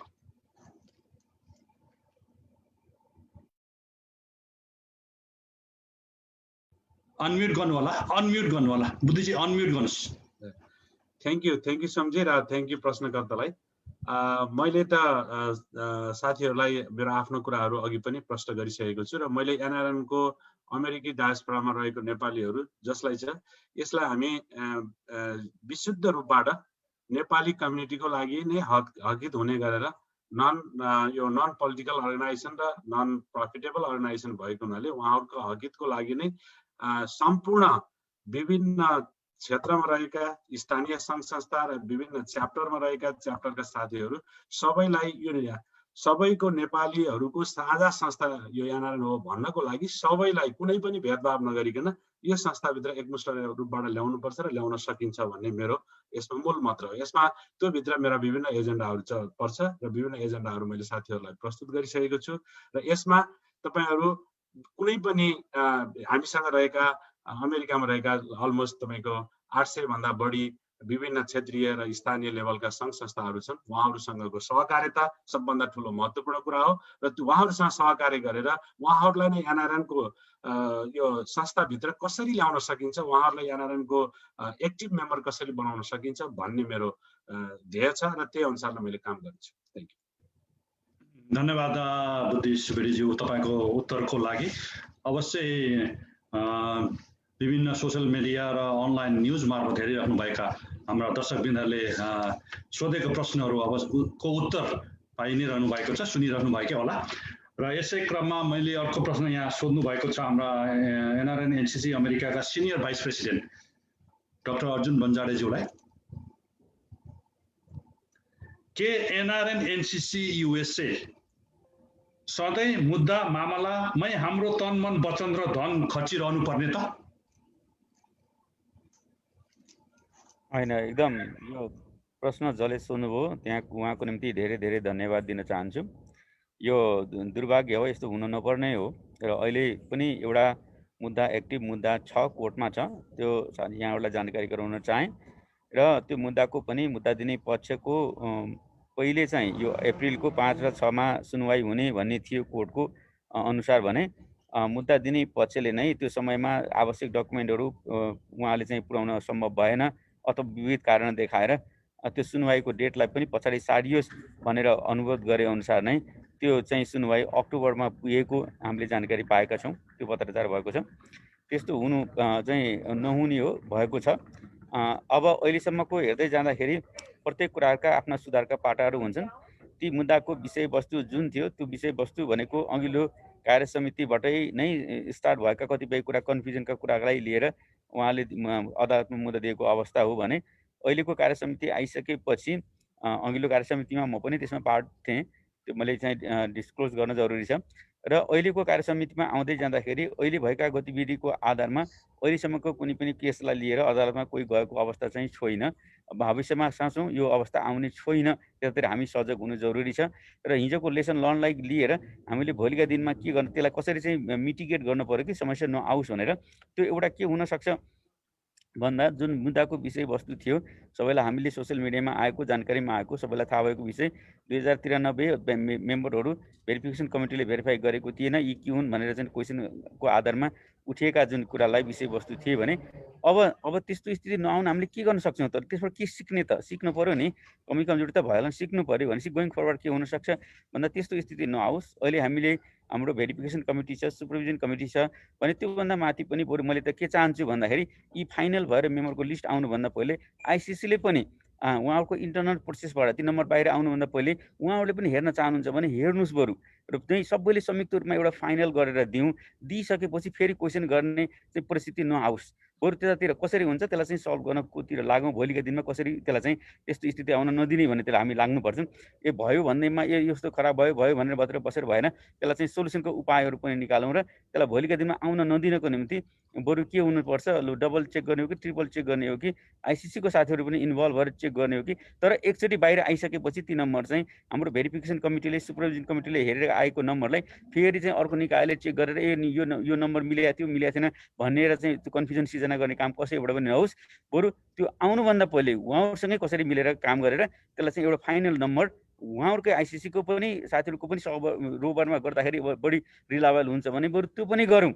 तर चाहिँ के हुँदाखेरि बाहिर आइसकेपछि त्यसलाई चाहिँ क्वेसन गर्ने चाहिँ वातावरण सिर्जना नहोस्। हामीले लेसन लर्न गर्ने भनेको त्यही नै हो। त्यसरी गयो भने हामीले भोलिका दिनमा मुद्दा मामिला त्यो विषयमा आउँदैन, तर अन्य विषय आउन सक्छन्। जहिले पनि हामीले एन्टिसिपेट गर्ने हो के विषयमा समस्या आउन सक्छन्, त्यसलाई सोचेर पहिले नै त्यसलाई मिटिगेसन गर्नु पर्यो कि यस्तो समस्या आउन नदिनुको निम्ति के गर्नुपर्छ भनेर सोचेर गरिने हो। त्यस्ता अन्य पनि विषयवस्तु छन् भने अहिले उठान गरौँ, ताकि त्यो चुनावमा प्रवेश गर्नुभन्दा पहिले त्यसलाई हामीले सल्भ गर्न सकियो भने भोलिका दिनमा त्यस्ता मुद्दा मामिलाहरू आउँदैनन् भन्ने म ठान्दछु।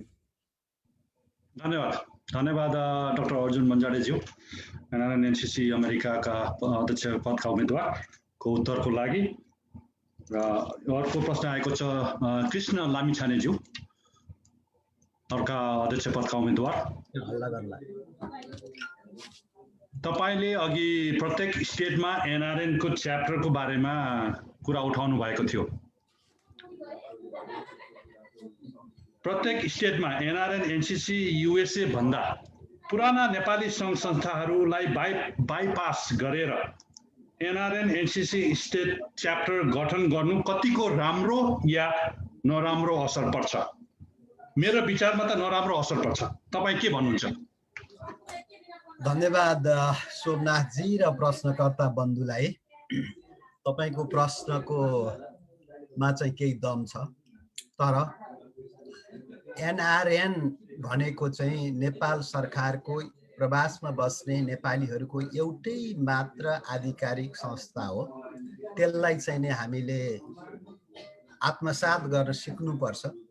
र सङ्घ संस्था खोल्नु नराम्रो होइन, तर सङ्घ संस्थाको उद्देश्य र विधान अनुसार तपाईँले चाहिँ नि काम गर्नुभयो भने त्यो संस्थाले जीवन्त पाउँछ।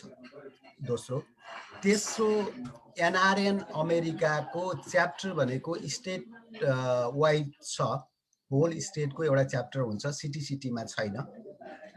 जति सङ्घ संस्थाहरू तपाईँको स्टेट छन् प्रत्येक सिटीमा चाहिँ नि 5-10 वटा संस्था छ। मैले अघि पनि भने, यदि तपाईँले मेरो ओपनिङ स्पिच सुन्नुभएको थियो भने स्थानीय सङ्घ संस्थाको लिडरसिप एनआरएन च्याप्टरले लिनु पर्यो। एनआरएन च्याप्टरको नेतृत्वले त्यो राज्यभित्र भएका सम्पूर्ण सङ्घ संस्थाहरू, सम्पूर्ण धार्मिक, राजनैतिक, सामाजिक, आर्थिक, अब यहाँ च्याम्बर अफ कमर्स पनि खोलिएका छन्, सांस्कृतिक, अब तपाईँको चाहिँ हाम्रो धर्म संस्कृति बचाउने संस्था पनि छन्, स्थानीय सामाजिक संस्था पनि छन्, जातीय संस्था पनि छन्, नेपालका क्षेत्रीय संस्था पनि छन् र जिल्लाका संस्था पनि छन्। अहिले त गाउँको पनि संस्था छ। त्यसले के गरेको छ भने, म तपाईँलाई एक्जाम्पल दिन्छु। म एउटा गोर्खामा जन्मिएको केटो। गोर्खाको एउटा गाउँको तपाईँको 100 जना त्यो टोलमा छन्, त्यो सिटीमा छन् भने त्यो 100 जनाको एउटा टिम बनाएर काम गरिरहेछ। त्यसले नेपालमा एउटा किडनीको बिरामीलाई, एउटा खुट्टा भाँचिएको बिरामीलाई, आफ्नो गाउँमा एउटा स्कुलको लागि, लाइब्रेरीको लागि, एउटा कम्प्युटरको लागि, एउटा के अरे साइन्स ल्याबको लागि लाखौं रुपियाँ उठाएर नेपाल पठाएका छन्। त्यो चाहिँ नि गलत हो र होइन नि। त्यसले के गर्यो त भन्दा आफू जन्मेको, आफू हुर्किएको, आफ्नो मातृभूमिप्रतिको दायित्व बोध गरेर ऊ नेपालको लागि केही गर्न थाल्यो। यदि त्यो सङ्गठित थिएन भने त गर्दैन थियो। तर मेरो आर्गुमेन्ट चाहिँ के हो भने एनआरएन अमेरिकाको च्याप्टरको नेतृत्वले, यो फेरि एनसिसीलाई भन्दिनँ म, च्याप्टरको नेतृत्वभित्र आउनु पर्यो यो कुरा।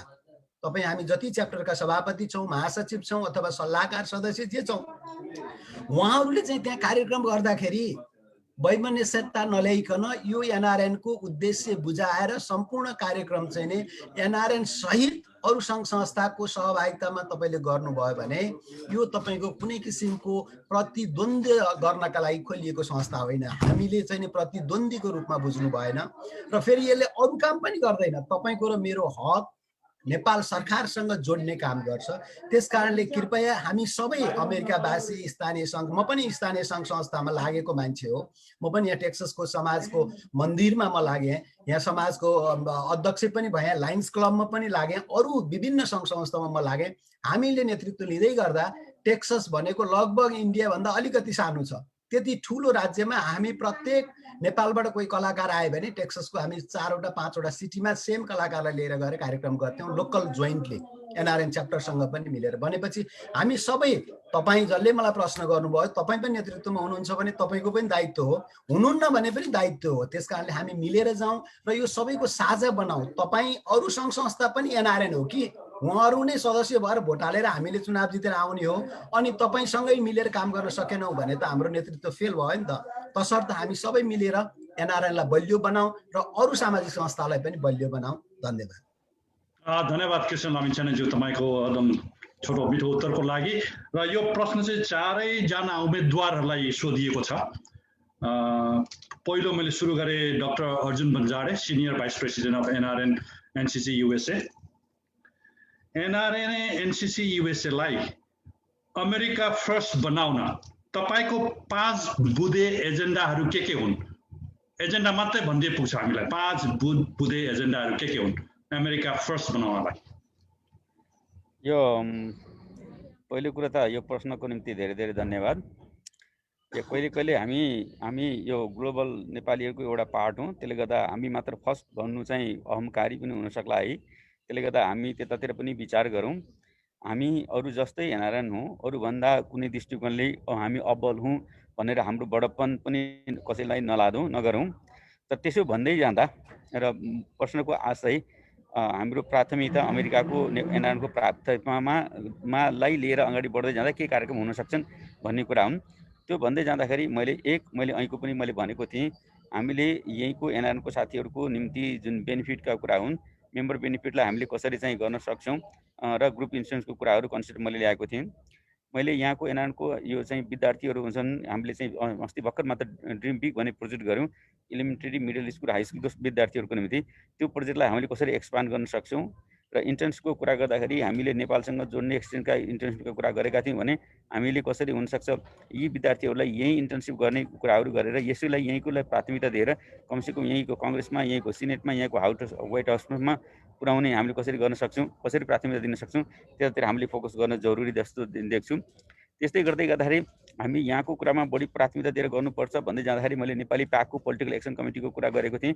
यहाँको पोलिटिक्समा बरु प्राथमिकता दिनका कोही साथीहरू डेमोक्रेट अथवा रिपब्लिकको कोही चुनावमा जान खोज्दै हुनुहुन्छ भने कसरी हामीले सहयोग गर्न सक्छौँ, बिहाइन्ड द सिन सहयोग गर्न सक्छौँ, एउटा अर्गनाइजेसन डेभलप होस् र मेकानिजम डेभलप होस् भनेर चाहिँ हामीले चाहिँ यहाँकोलाई प्राथमिकता दिउँ भनेर मैले चाहिँ मेरो एजेन्डामै राखेँ। त्यस्तै भन्दै जाँदाखेरि अस्ति भर्खर मात्र सेन्ससको जुन हाम्रो कार्यक्रममा एनआरएनले प्राथमिकता साथ काम गर्यो, त्यस्तै अरू कुराहरू जसले गर्दा नेपाली आइडेन्टिटीलाई, नेपालीहरूको एक्सेसलाई बढाउनको निम्ति सहयोग पुग्छ, त्यस्ता कार्यक्रमहरूको निम्ति हामी लागि परेर गर्नुपर्छ भन्ने मलाई लाग्छ। हिजो जसरी गऱ्यौँ त्यसरी नै आगामी दिनमा पनि ती कार्यक्रमलाई फोकसका साथ अगाडि बढाउन पर्छ भन्ने लाग्छ। र चौथो, मैले पनि अर्को पनि मैले थप्न चाहेँ, म चाहिँ प्रेसिडेन्टको रूपमा गएँ भने मैले चाहिँ एउटा चाहिँ संवाद हाम्रो नेपाल ककस छ, युएस कङ्ग्रेसमा भएको नेपाल ककस र चाहिँ एनआरएनएको केन्द्रीय समितिसँग संवाद गरेर र हाम्रा इस्युहरू, नेपालीका इस्युहरू युएस कङ्ग्रेससम्म कसरी पुर्याउन सकिन्छ र उहाँहरूले हामीलाई हेर्ने दृष्टिकोण के छ, त्यतातिर हाम्रो एक्सपोजर र पुर्याउनको निम्ति पनि कोसिस गरिनेछ। त्यसले गर्दाखेरि यो अमेरिकाको एनआरएनलाई फर्स्ट हामीले यताको प्राथमिकता दिएको देखिनेछ। त्यति भन्दै जाँदाखेरि हाम्रो चाहिँ इस्यु नेपालसँग सम्बन्धित इस्यु पनि लाई पनि जोडेर हेर्दाखेरि नागरिकताको निरन्तरताका कुराहरूदेखि होस्, ग्रिन कार्डका कुराहरू, नेपाली ग्रिन कार्डका कुरा होस्, तिनी पनि यतैको एनआरएनलाई चाहिँ मध्यनजर गरेर ल्याइएका विषयवस्तु भएको हुनाले ती विषयवस्तु पनि यसमा सान्दर्भिक हुन आउँछन् भन्ने मैले राख्दै, तर त्यति अमेरिका फर्स्ट भन्दै जाँदाखेरि पनि हामी अरूभन्दा अब्बल होइनौँ, हामीले त्यो त्यस्तो किसिमको अहमता नराखौँ, हामी संसारभरिका नेपाली सबै बराबर हौँ है भन्ने भावना चाहिँ पनि वृद्धि गर्न जरुरी छ भन्ने मैले आफ्नो कुराहरू राख्न चाहेँ। Thank you. यहाँ अलिकति डिस्टर्बेन्स भएको हुनाले मैले छिटो टुङ्गाएँ, म एयरपोर्टमा छु है। धन्यवाद डाक्टर अर्जुन मन्जरेज्यू। अर्का उम्मेदवार तिलक केसीज्यूलाई मैले सेम प्रश्न सोधेँ, बुलेटमा भनिदिनु होला प्रश्नको उत्तर। 5 बुँदे मात्रै भन्दै हुन्छ, एजेन्डा तपाईँको के छ अमेरिका फर्स्ट बनाउनु? धन्यवाद। धन्यवाद सोमनाथजी। वास्तवमा अमेरिका आफै पहिले फर्स्ट छ, यसलाई बनाउनु जरुरी नै छैन। यही फर्स्ट भइरहेकोलाई यो स्थितिलाई कायम राख्नुपर्ने जरुरत हो। र यहाँसँग मैले 5 भन्नुभयो, मैले 3 बुँदामा सिद्ध्याइदिन्छु कुरालाई। नम्बर 1 साझा एनआरएनए, समावेशी गुट उपगुटबाट विहीन भएको एउटा एनआरएनए बनाऊ, सबै मिल्ने एनआरएनए, सबै अटाउने एनआरएनए नम्बर 1। नम्बर 2 साझा एनआरएनए, अगेन सबैको लागि साझा कार्यक्रम ल्याउने एनआरएनए, जुन कार्यक्रम अगाडि मैले भनेको थिएँ, प्रोफेसनलहरूले, इन्टेलेक्चुअलहरूले ती हाम्रो सबैका साझा हुन्, हामी चारैजना साझा हुन्। हामी प्रत्येकले कार्यक्रम बनाउनु जरुरी नै छैन, र उनीहरूलाई जिम्मा दिएर प्रोग्रामहरू बनाऊ, कार्यक्रम बनाऊ। एक प्रोग्रामहरू उहाँहरूले सेट गर्नुभयो भनेदेखि यी साझा कार्यक्रम बन्छन्, त्यो पनि उत्कृष्ट कार्यक्रम हुने गर्छन्। नम्बर 3 साझा एनआरएनए, अगेन भिजनरी लिडरसिपले साझा एनआरएनए बनाउनु, त्यो लिडरसिपको चयन गरौँ। अहिलेको इलेक्सनमा जुन लिडरले भिजन दिन सक्छ, प्रोग्राम त इन्टेलेक्चुअलहरू दिने गर्छन्, प्रोग्राम दिनेको त प्रोफेसनलहरू हुन्, लिडरको काम त भिजन दिने हो। भिजनलाई छान्ने चुनाव बनाऊ यसलाई। र यो के हो भन्नुहुन्छ भने अहिलेसम्मको क्रमभङ्गता। अब क्रमभङ्गताको जरुरी छ एनआरएनए युएससीमा। यही क्रमभङ्गता नै के हो भन्नुहुन्छ भनेदेखि एनआरएनए युएससीलाई संसारभरिको लिडिङ एनआरएनए युएससी बनाउने हो। यति मात्रै हुन्छ। हस्, थ्याङ्क यू। धन्यवाद तिलक केसीज्यू। यही प्रश्न म सोध्दैछु अर्का उम्मेदवार बुद्धि सुवेदीज्यूलाई। प्रश्न दोहोऱ्याइराख्नु पर्ला? पर्दैन सोमजी, एकदमै म क्लियर छु। थ्याङ्क यू प्रश्नकर्तालाई र थ्याङ्क यू सोमनाथजी, त हजुरलाई पनि। यसमा म एकदमै स्पष्ट छु, अमेरिका अलवेज फर्स्ट नै हो, र हाम्रो एनसीसी अहिले पनि तपाईँ हेर्नुभयो भने एज अ एनआरएनसीसी युएसए अहिले पनि फर्स्ट नै छ। र यसमा सबै कुरालाई अमेरिकाले गरेको कुरालाई पनि कतिपय कुराहरूलाई आइसिसीले अहिले पनि फलो गरिरहेछ। हामीले गरेका कार्यक्रमहरूलाई, हाम्रो सिस्टम, हाम्रो टेक्नोलोजीलाई कतिपय कुराहरूमा आइसिसीले पनि फलो गरिरहेछ, र त्यसलाई हामीले एउटा एज अ कन्टिन्यू गर्दै जाने मात्रै हो। र त्यसमा एउटा त्यसमध्येमा मसँग रहेका केही कुरा तपाईँले 5 वटा बुँदा भनेर सोध्नु भएकोमा म तपाईँलाई बुँदागत तरिकाले भन्दा पनि म एउटा त अमेरिकामा रहेको फेडरल र स्टेट लेभलमा मैले अघि पनि यो कुरा गरेको छु, फेडरल र स्टेट लेभलमा रहेको माइनोरिटी कम्युनिटीले पाउने फन्डको लागि मैले एउटा छुट्टै कमिटी गठन गरेर त्यो कमिटी मार्फत नेपाली डायस्पोरामा नेपालीले पाउने सुविधाहरू, फन्डहरू, ग्रान्टहरू ल्याउनको लागि एउटा कमिटी गठन गरिनेछ, जसले गर्दा नेपाली कम्युनिटीको लागि हामी सदस्यतामा निर्भर रहनु पर्दैन र हाम्रो संस्था स्वतः रूपबाट सञ्चालन हुन्छ। र त्यस्तै गरेर अर्को, हामीले यहाँ रहेका महिला, युवा र सेकेन्ड जेनेरेसनहरूलाई यस संस्थाभित्र हामीले समावेश गर्नको लागि अझ बृहत्तर रूपमा कार्यक्रम गर्नुपर्छ। र यिनीहरू हाम्रो जो स्टुडेन्ट भाइ बहिनीहरू र विभिन्न प्रोफेसनमा रहेका, डिफ्रेन्ट प्रोफेसनमा रहेका प्रोफेसनल अर्गनाइजेसनहरूलाई पनि एनआरएनको एउटा कोलाबोरेसन बनाएर उहाँहरूलाई पनि यो संस्थाभित्र ल्याउन सक्यो भने, र यो अरू जस्तो विभिन्न तपाईँको प्रोफेसरहरू विभिन्न लेभलमा हुनुभएको प्रोफेसर हुनुहुन्छ, तपाईँको इन्जिनियरहरू हुनुहुन्छ, तपाईँको नर्सिङ लेभलमा हुनुहुन्छ, विभिन्न डक्टरहरू हुनुहुन्छ, उहाँहरूको सबैको विभिन्न लेभल, अरू मैले सबैको नाम अहिले यहाँ लिएन, यो सबै लेभलबाट रहनुभएका प्रोफेसनल अर्गनाइजेसनहरूलाई हामीले यो एनआरएनको मुभमेन्टभित्र ल्याउन सक्यो भने यो वान अफ द तपाईँको इक्जाम्पल अर्गनाइजेसन हुनेछ। र त्यस्तै गरेर कल्चर एक्सचेन्जको लागि हामीले यहाँ रहेका स्टुडेन्टहरू र नेपालसँग कल्चर एक्सचेन्जको लागि कल्चर एक्सचेन्ज प्रोग्रामहरू गर्नुपर्छ, जसले गर्दाखेरि यो one of the best program हुन्छ भन्ने मलाई लाग्छ। र त्यस्तै अघि हामीले पनि एउटा कुरा उठाइसकेका छौँ, अमेरिका मात्रै यस्तो यो कन्ट्री हो जसमा यो नेपाली नागरिकताको निरन्तरताको विषय अमेरिकालाई बढी अमेरिकामा रहेका गैर आवासीयहरूलाई आवश्यकता छ र यसलाई अमेरिकाले नेतृत्व गर्नुपर्छ। अरू जस्तो तपाईँ रसिया लगायत केही कन्ट्रीहरू उनीहरूलाई यो नागरिकताको निरन्तरताको विषयमा उहाँहरूलाई चासो छैन, जापानलाई पनि चासो छैन, जापानमा रहने नेपालीलाई पनि अरू केही देशहरूलाई चासो छैन, जसमा हामीलाई चासो छ र हामीले त्यसको नेतृत्व लिनुपर्छ र यसमा हामी क्यानाडा, अस्ट्रेलिया लगायतका जो अरू देशहरूमा पनि यो नागरिकताको निरन्तरताको विषयमा चासो हुनेहरूलाई हाम्रो नेतृत्वमा उहाँहरूलाई ल्याएर यसमा चाहिँ ग्लोबल रूपबाट आइसिसीसँग कोअर्डिनेट गरेर काम गर्नुपर्छ भन्ने मेरो विजन हो। Thank you so much. Thank you so much बुद्धि सुवेदीज्यू उत्तरको लागि। र यही प्रश्न कृष्ण लामिछानेज्यू अर्का एनआरएन एनसीसी अमेरिकाका अध्यक्षका उम्मेदवारलाई सोधे। Thank you Somnathji. म टु दि पोइन्टमा जान्छु। नम्बर 1, अमेरिकाको आइसिसीमा नेतृत्व चाहिँ स्थापित गर्नका लागि म लाग्नेछु आइसिसीको नेतृत्वमा। नम्बर 2, एउटा पोलिसी मेकिङ, जति हाम्रो यो घोषणा छ, मैले अस्ति पनि भनेको थिएँ, जति हाम्रो घोषणा छ यो घोषणा गर्नभन्दा पहिला एउटा चाहिँ स्थायी पोलिसी मेकिङ टिम बनाउने छु म, जुन टिम चाहिँ स्थायी नै हुन्छ, त्यसले चाहिँ पोलिसी मात्रै काम गर्छ। नम्बर 2, नेपालको समृद्धिको लागि एउटा एनसीसी एउटा कार्यक्रम चाहिँ ल्याउने आइसिसीसँग लबी गर्नेछु। अमेरिकाको एनसीसीले हामी जन्मेको ठाउँमा कुनै पनि जिल्लाको कुनै पनि गाउँको एउटा प्रोजेक्ट उसको दुईटा कार्यकालमा बनाउन सकियोस्। अर्को, सबैको अहिले हामीले यहाँ राम्रै कुरा गर्यौँ, तर विश्वभरिका एनआरएनसँग सम्बन्धित मान्छेहरूले अमेरिकाको एनआरएनको निर्वाचन प्रक्रियाको बारेमा, मेम्बरसिपको बारेमा र अमेरिकाको निर्वाचनको परिणामको बारेमा बहुतै जिज्ञासायुक्त कुराहरू हामीलाई राख्छन् र राख्नु भएको छ। त्यसको चाहिँ तपाईँको निराकरण र जिरो अब चाहिँ त्योबाट मुक्त भएको छ भन्ने बनाउने सङ्कल्प गर्छु।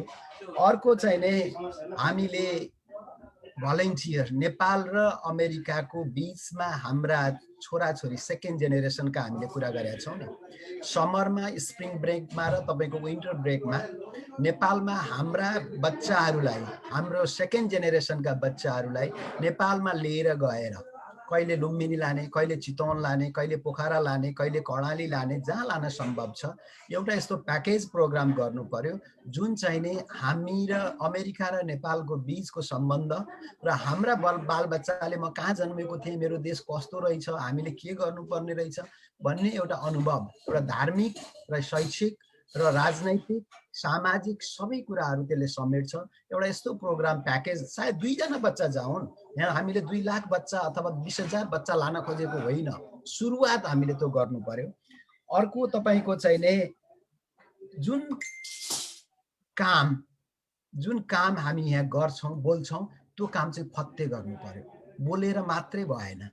जो नेतृत्वमा गए पनि, हिजो पनि हामीले 4वटा चुनावमा 4वटा उम्मेदवार, 4वटा अध्यक्षको चुनावका उम्मेदवारहरू 10औं जना 20औं जना हुनुभयो होला, उहाँहरूका पनि कुरा सुन्यौँ, तर कार्यान्वयन के भए हामीले चाहिँ नि लेख्न सक्छौँ, भन्न सक्छौँ। अब चाहिँ नि हामीले जति गर्न सक्छौँ, पहिलो तपाईँहरूले हामीले शपथ खाएको पहिलो मिटिङमा बसेर यो काम 2 वर्षको एउटा क्यालेन्डर नेपालीहरूलाई थाहा पाउने क्यालेन्डर हामीले बनाउँछौँ।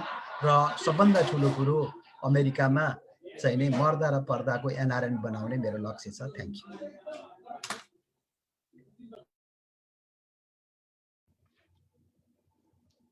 धन्यवाद कृष्ण लामिछानेज्यू उत्तरको लागि। र अर्को प्रश्न आएको छ फेरि senior vice president doctor Arjun बन्जाडेज्यूलाई।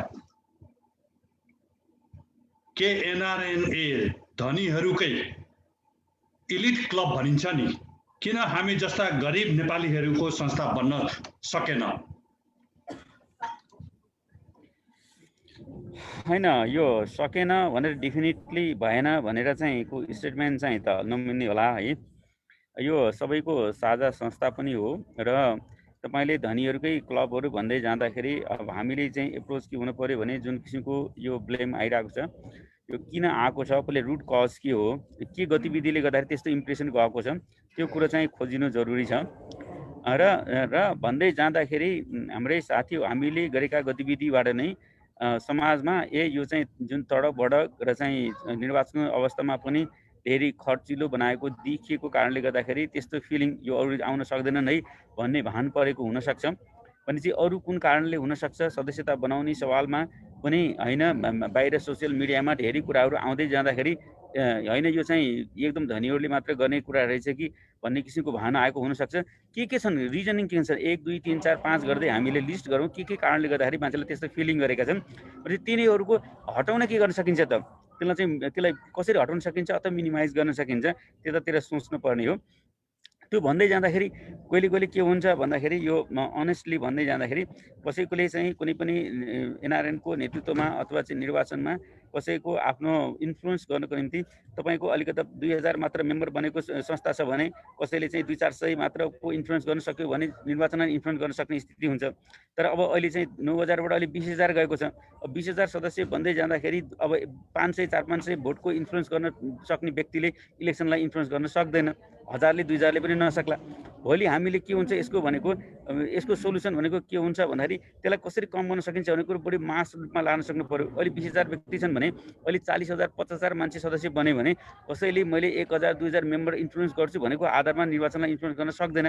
नसक्दा बित्तिकै विचार लिएर अगाडि जाने व्यक्तिहरू जस्तो अहिले 9000 र 20000 पुग्यो भने त्यसमा विचार लिएर जाने व्यक्तिहरूको चाहिँ ले नै मान्छेलाई कन्भिन्स गरेर नेतृत्वमा आउने परिस्थितिको सिर्जना हुन्छ। त्यसले गर्दाखेरि हामीले गर्ने भनेको कन्ट्रोल होइन, कसरी हुन्छ, मैले केमिस्ट्रीको थ्योरी भन्छु, डाइल्युसन गर्ने अथवा मेम्बरसिपलाई कसरी हुन्छ सहज बनाउने, भन्दा बढी मान्छेहरू मेम्बर सक्ने स्थिति सिर्जना गर्ने भन्दाखेरि त्यहीबाट मैले एउटा प्लान लिएको फ्री र चाहिँ फ्यामिली मेम्बरसिप भनेर। कसैले फ्यामिली मेम्बरले आफ्नो मात्रै मेम्बर बनेछ, फ्यामिली मेम्बर कसरी जोड्ने, युवालाई कसरी जोड्ने, हामीले त्यो मात्र एप्रोच ल्याउन सक्यौँ र अहिले 20000 40000 50000 बनायो भने कसैले 10,000 2000 भोटहरू बनाएको छ भने जुन सामाजिक मिडियामा हल्ला हुन्छ त्यस्तोले इन्फ्लुएन्स गर्न सक्दैन। त्यसले गर्दाखेरि यो धनीको मात्र क्लब होइन, तर म धेरै मान्छे मेम्बर आफू बनेका छन् भनेर आइडियाको आधारमा म संस्थालाई हाँक्छु, विचारले हाँक्ने हो, पैसाले हाँक्ने होइन। तपाईँले अहिले गिरिजा प्रसाद कोइराला फाउन्डेसनको नेतृत्व गरिरहनु भएको छ। गिरिजा बाबुले चाहिँ देशलाई हाँकेको परिवर्तन ल्याएको उहाँसँग प्रशस्त पैसा भएर होइन, अरबपति भएर होइन। गिरिजा बीपी कोइरालाले देशमा परिवर्तन ल्याउनु भयो, राणा शासन हटाउन खोज्नुभयो। राणा कति शक्तिशाली थिए, कति धनी थिए, त्यसले गर्दा धनले मात्र चाहिँ यो चाहिँ संस्था के अरे परिवर्तन ल्याउने होइन, विचारले हो। विचारले ल्याउँदाखेरि आइडियाले हो र प्रोग्रामले हो। त्यसले गर्दा त्यतातिर हामीले ध्यान दिएर ती आएका समस्या कहाँबाट आएका छन् ती कुरालाई आइडेन्टिफाई गरौँ, के कारणले गर्दाखेरि त्यस्तो भान परेको छ र त्यसलाई कसरी मिटिगेट गरौँ, यसलाई कसरी कम गर्न सकिन्छ अथवा हटाउन सकिन्छ, त्यतातिर लाग्न जरुरी छ भन्ने लाग्छु। र यो चाहिँ बिस्तारै यो धनीको मात्र होइन है भन्ने चाहिँ भानहरू आइसकेको छ। यहाँ भन्दै जाँदाखेरि म एक सामान्य कर्मचारी हुँ, नेपालमा त्रिभुवन विश्वविद्यालयमा उपप्राध्यापक थिएँ, यहाँ आएर पनि एउटा कलेजमा काम गरेको एउटा कर्मचारी हुँ र म चाहिँ सामान्य तपाईँहरू जस्तै आम जुन 20000 मेम्बर बन्नुभएको छ 20000 मध्ये 200-400 भएको अरू सबै जस्तै सरहको व्यक्ति म हुँ। म तपाईँको प्रतिनिधित्व गर्छु, 200-400 धनी व्यक्तिहरूको होइन, 150 धनी व्यक्तिहरूको होइन, तपाईँहरू जस्तै हजारौँ हजार व्यक्तिको म प्रतिनिधित्व गर्ने व्यक्ति म आफै यस अभियानमा छु भने यो चाहिँ गरिबको मात्र हुन सक्दैन। आउनुहोस्, बरु चाहिँ त्यसलाई चाहिँ कसरी अभियानलाई अगाडि लानको निम्ति तपाईँले सहयोग दिनुहोस् भन्ने म सबैलाई अनुरोध गर्न चाहन्छु। धन्यवाद उत्तरको लागि डाक्टर अर्जुन बन्जारेज्यू। र अर्को प्रश्न आएको छ बुद्धि सुवेदीज्यूलाई, किन एनआरएनए एनसीसी युएसए समावेशी हुन सकेन? महिलाको अध्यक्षको उम्मेदवार हामीले कहिले सुन्न या हेर्न पाउने त?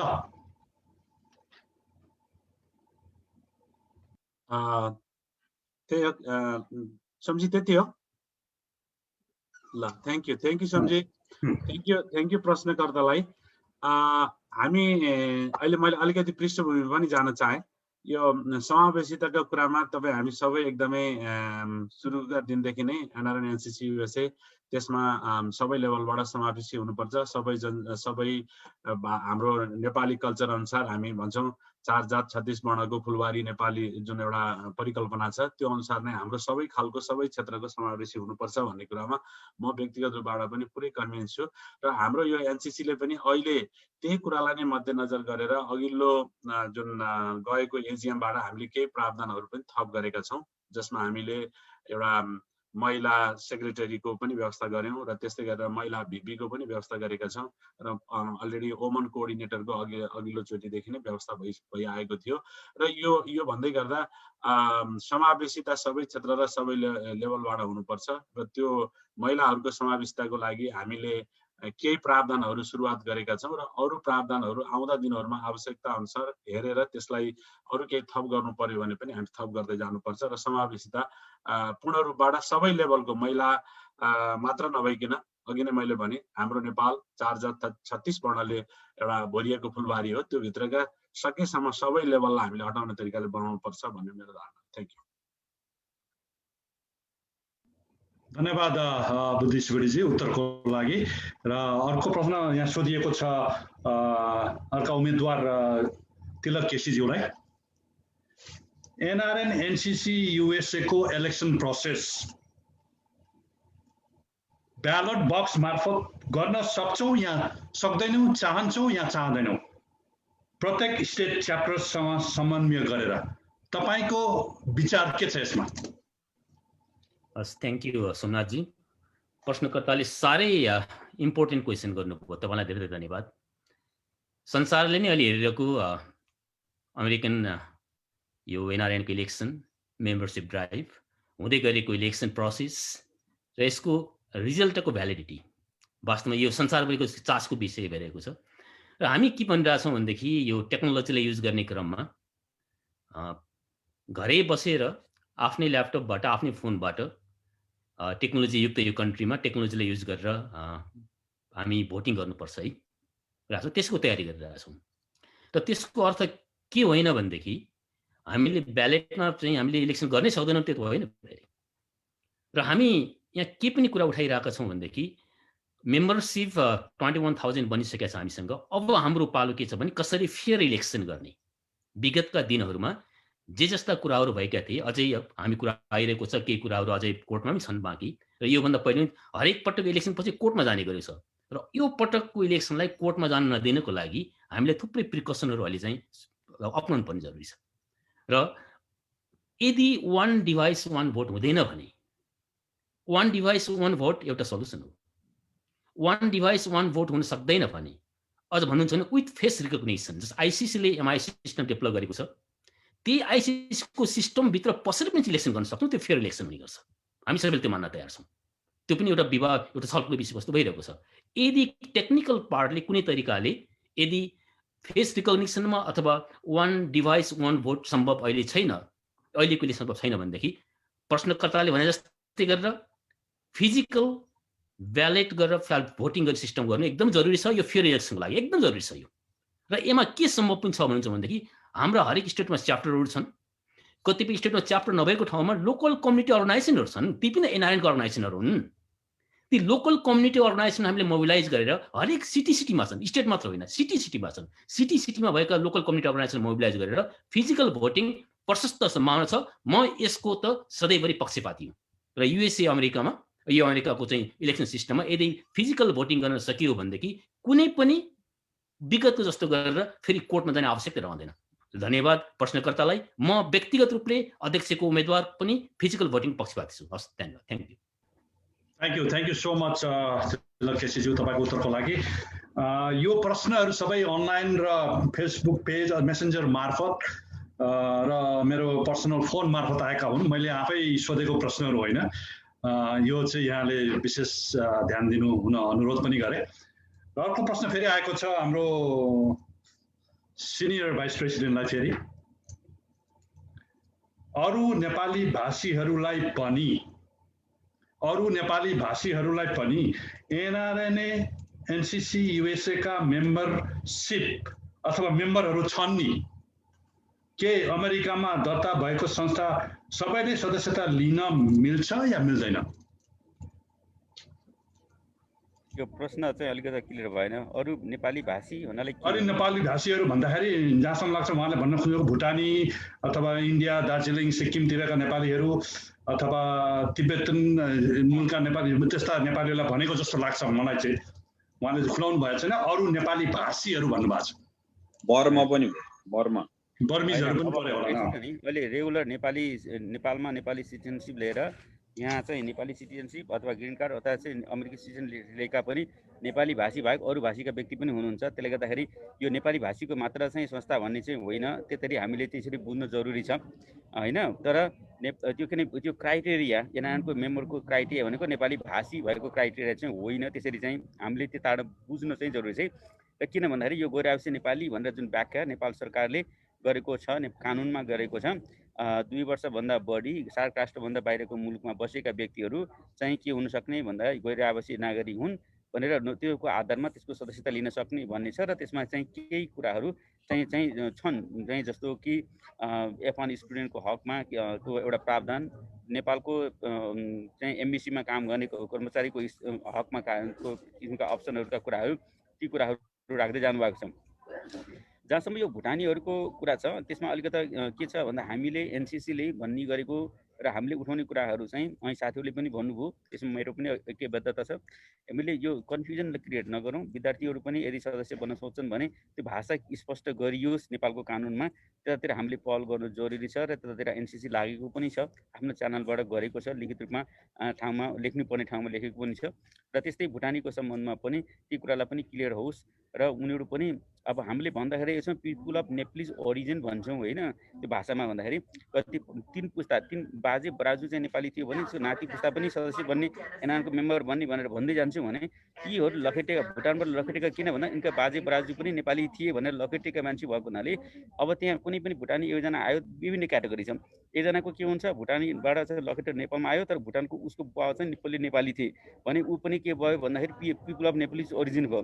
कतिपय भुटानी क्याम्पबाट यहाँ आए, नेपालमै जन्मेका हुन्, तिनीहरूको पासपोर्टमा बर्थ प्लेस भन्दा नेपाल लेखिन्छ यहाँको अहिलेको अमेरिकी पासपोर्ट भन्दाखेरि त्यहाँ अर्को किसिमको क्याटेगोरी छ। त्यसले गर्दा ती सबैलाई कन्फ्युजन नहुने गरी नेपालकै कानुनमा परिवर्तन गरेर त्यहाँको भाषामै परिवर्तन गरेर क्लियर गरेर आउनु जरुरी छ।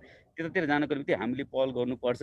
हामीले यतातिर विवाद गर्नु भन्दा पनि, किनभने हामी नेपाल सरकारसँग पनि सम्बन्धित भएको हुनाले त्यताबाट क्लियर गर्दै आउँ र त्यसको निम्ति हामीले पहल गर्नुपर्छ र पहल गर्छौँ भनेर मैले चाहिँ यहाँ साथीसँग व्यक्त गर्न चाहेँ।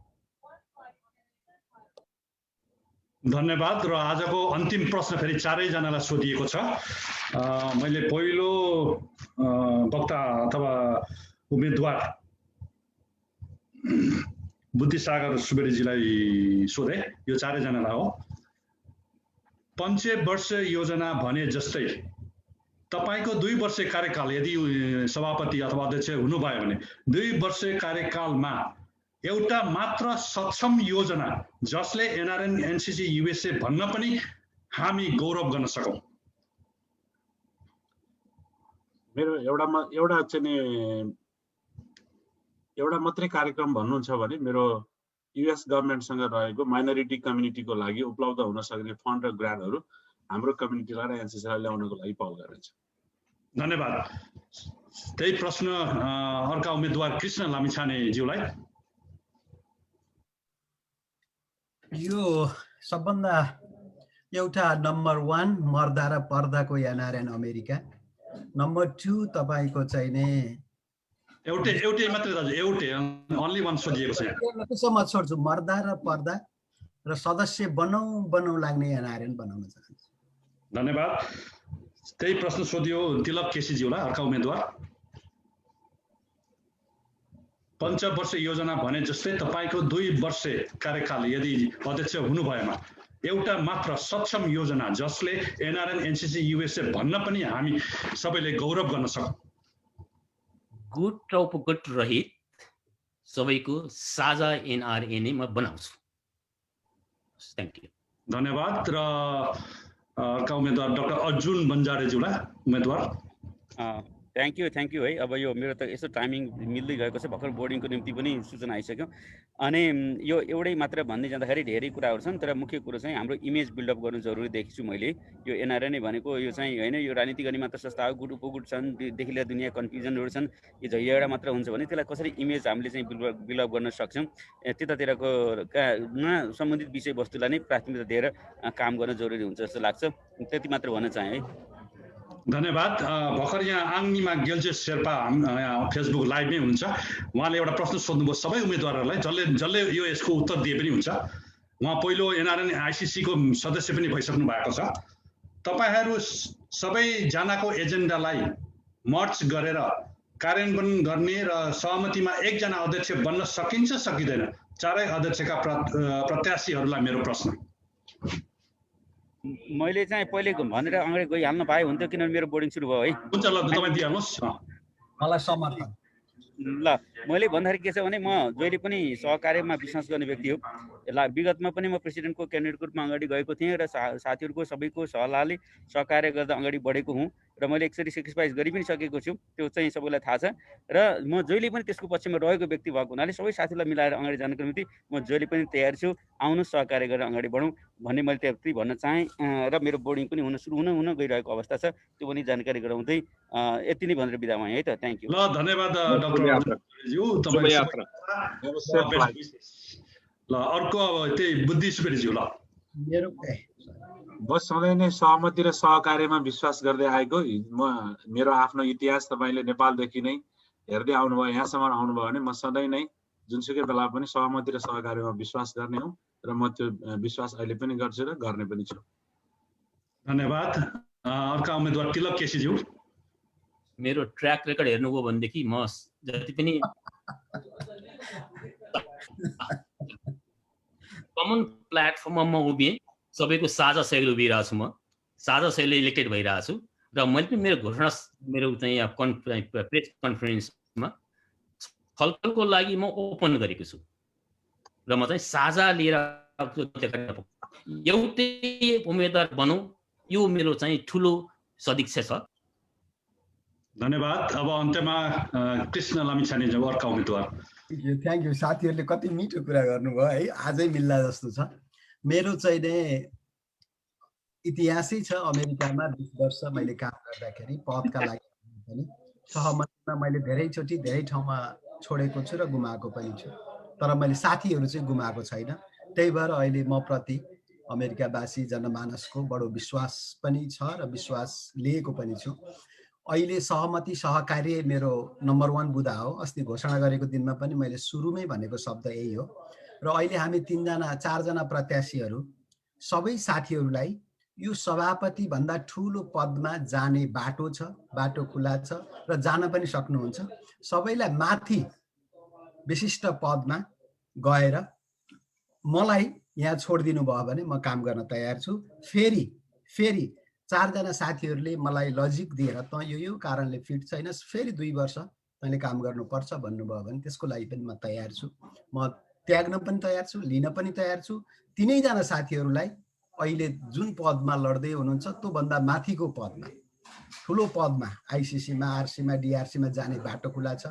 उहाँहरूलाई त्यसमा स्वागत गर्दै मलाई यहाँ छोड्नुभयो भने म चाहिँ काम गर्न तयार छु। धन्यवाद। धन्यवाद। यहाँहरूको अन्तिम प्रश्न 4जनाले दिनुभयो र त्यसैले म भन्छु सहमति, सहकार्य र एकता गिरिजाबाबुको मूल मन्त्र नै हामी फलो गरौँ र सहमति, सहकार्य र एकता गरेर एउटै साझा अध्यक्षको उम्मेदवारको लागि हामी पहल गरौँ, जहाँबाट जे सक्छौँ हामी भन्दै।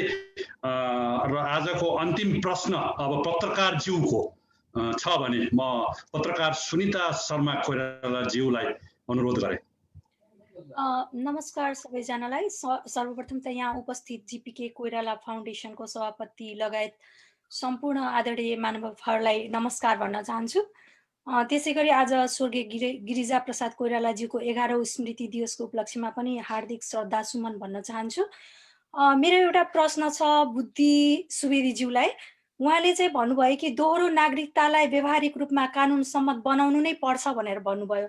के नेपाल सरकारलाई यस कुरामा सजिलै सहमति गराउन सकिएला त? यस सम्बन्धमा केही बताइदिनुस् न। Thank you सुनिताजी।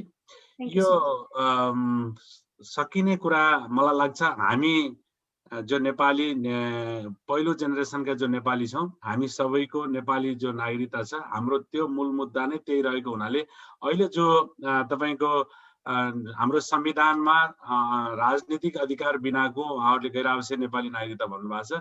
त्यसलाई उहाँहरूलाई कन्भिन्स गर्नलाई मैले एक दुई चरणमा एक दुईटा लिडरहरूसँग यहीँ अमेरिकामा आउँदा पनि कुरा गरिसकेको र नेपालमा पनि कुरा गर्दाखेरि हाम्रो यो पहिलो जेनेरेसनलाई नागरिकताको निरन्तरता दिने कुराहरूमा उहाँहरू सबै पोजिटिभ, सबै मैले भेटेको नेताहरू पोजिटिभ भेटेको छु र उहाँहरूलाई हामीले कन्भिन्स गर्यौँ र कुरा गर्यौँ भने उहाँहरू कन्भिन्स हुनुहुन्छ भन्ने कुरामा म विश्वस्त छु।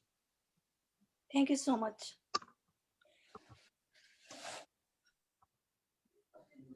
अध्यक्ष सक्यो। फाउन्डेसनका साथीहरूको केही प्रश्न छन् भने ध्रुव कुँवर छेत्री हाम्रो कार्य समिति सदस्य, तपाईँको केही प्रश्न छ भने अन्तिम अब हामीसँग 2-3 मिनट बाँकी छ, सोध्नु होला। राजेशजी हुनुहुन्छ?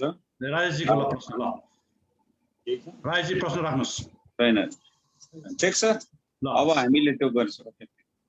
समयको अभावले गर्दाखेरि अलिकति दुविधा पर्यो। सबैजना क्यान्डिडेट सर अनि अध्यक्षज्यू, भाइस प्रेसिडेन्ट सबैलाई मेरो जय नेपाल अनि जय अमेरिका। प्रश्नहरू त धेरै थिए, उहाँहरूले क्यान्डिडेट सरहरू सबैले जुन भन्नुभएको कुराहरू तार्किकहरू छ, क्वेसन एन्सर राम्रो छ, अरू क्वेसनहरू पनि थिए, तर अहिले समयको अभावले गर्दा मैले दिन सकिनँ।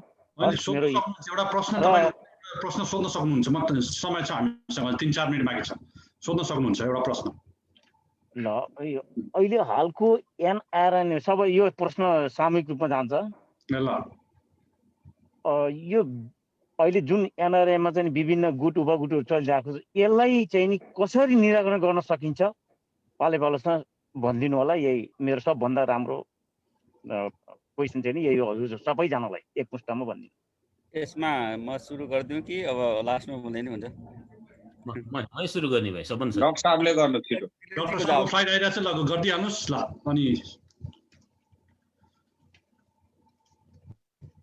ल डाक्टर साहब गरिदिहाल्नुहोस्, तपाईँको फ्लाइट आउँदैछ भने होइन, बोर्डिङ होइन म एनाउन्स गरेको थिएँ, अझै एकछिन लाइनमा छु। अनि होइन, यो मुख्य कुरो त के छ भन्दाखेरि हामीहरूको एनआरएनएको यो हामीले बाहिर गुट उपगुट दुनियाँ सुन्छौँ होइन। चुनावी प्रक्रियामा जाँदाखेरि कोही साथी कसैसँग नजिक हुनु, व्यक्तिगत सम्बन्धको कारणले गर्दाखेरि, नजिकताको कारणले गर्दाखेरि, हिजकका सम्बन्धको कारणले नजिक हुनु, कसैसँग नजिक हुनु, कसैसँग टाढा हुनु, त्यो स्वाभाविकै हो। तर विधान त तपाईँले हेर्नु हो भने अहिलेको इलेक्सन जाँदाखेरि पनि कसैले टिम बनाएर गुट बनाएर चुनावमा जान पाइँदैन, हाम्रो विधानले दिन पनि दिँदैन। कुनै पनि प्रेसिडेन्टको क्यान्डिडेटले मेरो यो टिम हो भनेर भन्न पाइँदैन। त्यसले सबै इन्डिभिजुअली प्रेसिडेन्टको क्यान्डिडेट हुन्छन्, सिनियर भिपीको क्यान्डिडेट हुन्छन्, महासचिवका इन्डिभिजुअल क्यान्डिडेटहरू हुन्।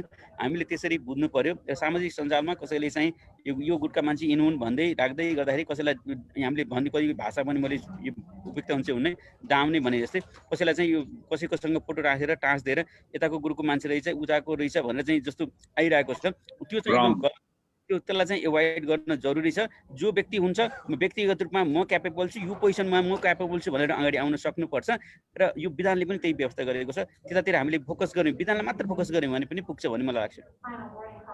धन्यवाद तिलक केसीज्यू। हजुर थ्याङ्क यू ध्रुवजी, साह्रै राम्रो क्वेसन गर्नुभयो। यसको सबभन्दा सत्य त म निर्वाचित भयो भनेदेखि तपाईँले देख्नुहुन्छ गुट उपगुट राइट। यो अहिले चाहिँ विधानमा जे लेखेको छ, जे बोलिन्छ, मिडियाको अगाडि हामी चाहिँ झुट्टा बोल्न हुँदैन। मल्टी पावर सेन्टर बनेको छ एनआरएन युएसए, यथार्थ कुरा यथार्थ हो। यो मल्टी पावर सेन्टरलाई हामी चाहिँ निराकरण गर्नको लागि अन्तिमको समय 2 महिनामा आएर भोट बनाउने यो चाहिँ जुन रेस चल्छ, यो मेम्बरसिप ड्राइभ होइन, भोटर ड्राइभ हो। यसलाई अन्त्य गरेर मेम्बरसिप ड्राइभमा ब्याक ल्याउन सकियो र 2 वर्षसम्म लगातार रूपमा चाहिँ एकदम शान्त तरिकाले हामी गरी आवश्यक नेपालीहरू मेम्बर बन्यो भनेदेखि यो समस्या आउँदैन। र फेरि पनि भने यदि म इलेक्टेड भयो भनेदेखि यो समस्या निराकरण हुन्छ। यो नै मेरो प्रमुख एजेन्डा हो। हस्, थ्याङ्क यू। नेक्स्ट बुद्धि सुवेदीज्यू। Thank you समजी। यो गुट उपगुट हाम्रो बायोलजले नै पनि त्यसलाई निषेध गरेको हुनाले पनि गुट उपगुटको कुरा त्यति सान्दर्भिक हो जस्तो पनि लाग्दैन। अब साथीहरूले कुरा उठाउनु भएको छ। अब एउटा कुरा के लाग्छ भने जस्तो एकजना क्यान्डिडेटलाई म उहाँको कुरा, उहाँको भिजन, उहाँले भनेको कुराहरू मन पर्यो, मैले उहाँसँग नै सहकार्य गर्न मलाई चाहिँ उपयुक्त लाग्यो भने उसैले त्यसलाई समर्थन गर्छ भने त्यसलाई हामीले नाइ भन्न पनि मिल्दैन। अब त्यो एउटा हामीले बुझ्नुपर्ने कुरा। नत्र यस अन्यथा हामीले कुनै प्यानलै बनाएर हामी जानु पनि मिल्दैन, जानु पनि हुँदैन। र भोलिको दिनमा अर्को कुरा के छ भने इलेक्सन आफ्टर द इलेक्सन यसमा यो गुटको र ऊ गुटको भन्ने हामीले गर्नु पनि हुँदैन र ओभरअलमा यदि आफ्टर इलेक्सन भइसकेर म प्रेसिडेन्ट भएको अवस्थामा मैले एज अ होल अघि पनि मैले धेरै कुरा भनिसकेको छु एज अ होल सम्पूर्ण नेपाली कम्युनिटीहरू हामी जति छौँ उहाँहरू सबैलाई यो सबैको एनआरएन हो हामीले सबैले गर्व गर्न लायक खालको एनआरएन बनाउने छु भन्ने कुरा पनि मैले प्रतिबद्धता गर्न चाहन्छु। धन्यवाद बुद्धिशिविरज्यू। अब अन्तिम कृष्ण लामिछानेज्यू। यो फेरि भन्दाखेरि अब यो अन्तिममा नमिठो नबोलाउँ भन्ने लाग्छ मलाई। तपाईको हामी सबैले विधानलाई 100% अक्षरशः पालन गरेको भए यो 3वटा मुद्दा किन खेप्नु पर्थ्यो? तपाईँ हामीले सूर्यलाई हत्केलाले छेक्ने कोसिस नगरौँ। तपाईँ हामी 4 जना उम्मेदवार आफ्नो खुट्टामा उभिएर 4 जना एउटा टेबलमा बसौँ, निर्विरोध हुन्छ यो कमिटी।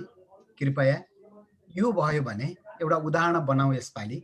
यो भयो भने अहिले जसरी जति सोमजीले हामीलाई प्रश्न गर्नुभयो, जति हाम्रा भ्युअर्सहरूले प्रश्न गर्नुभयो, त्यो सबै निमिटेन्न भएर जान्छ। हामी 4 जना आफ्ना खुट्टाका उम्मेदवार हौँ भने त्यो गुट उपगुट होइन, तर हौँ भने चाहिँ गुट उपगुट हो। तसर्थ आउनुहोस्, डालस सेन्टर छ, हामी 2 जना डालसमै छौँ। मेरा 2 जना अनन्य मित्रहरू तिलकजी र बुद्धिजीलाई डालसमा म इन्भाइट गर्छु। टिकट किन्नुपर्छ भने पनि म र अर्जुनजीले एक जनाले किन्छौँ।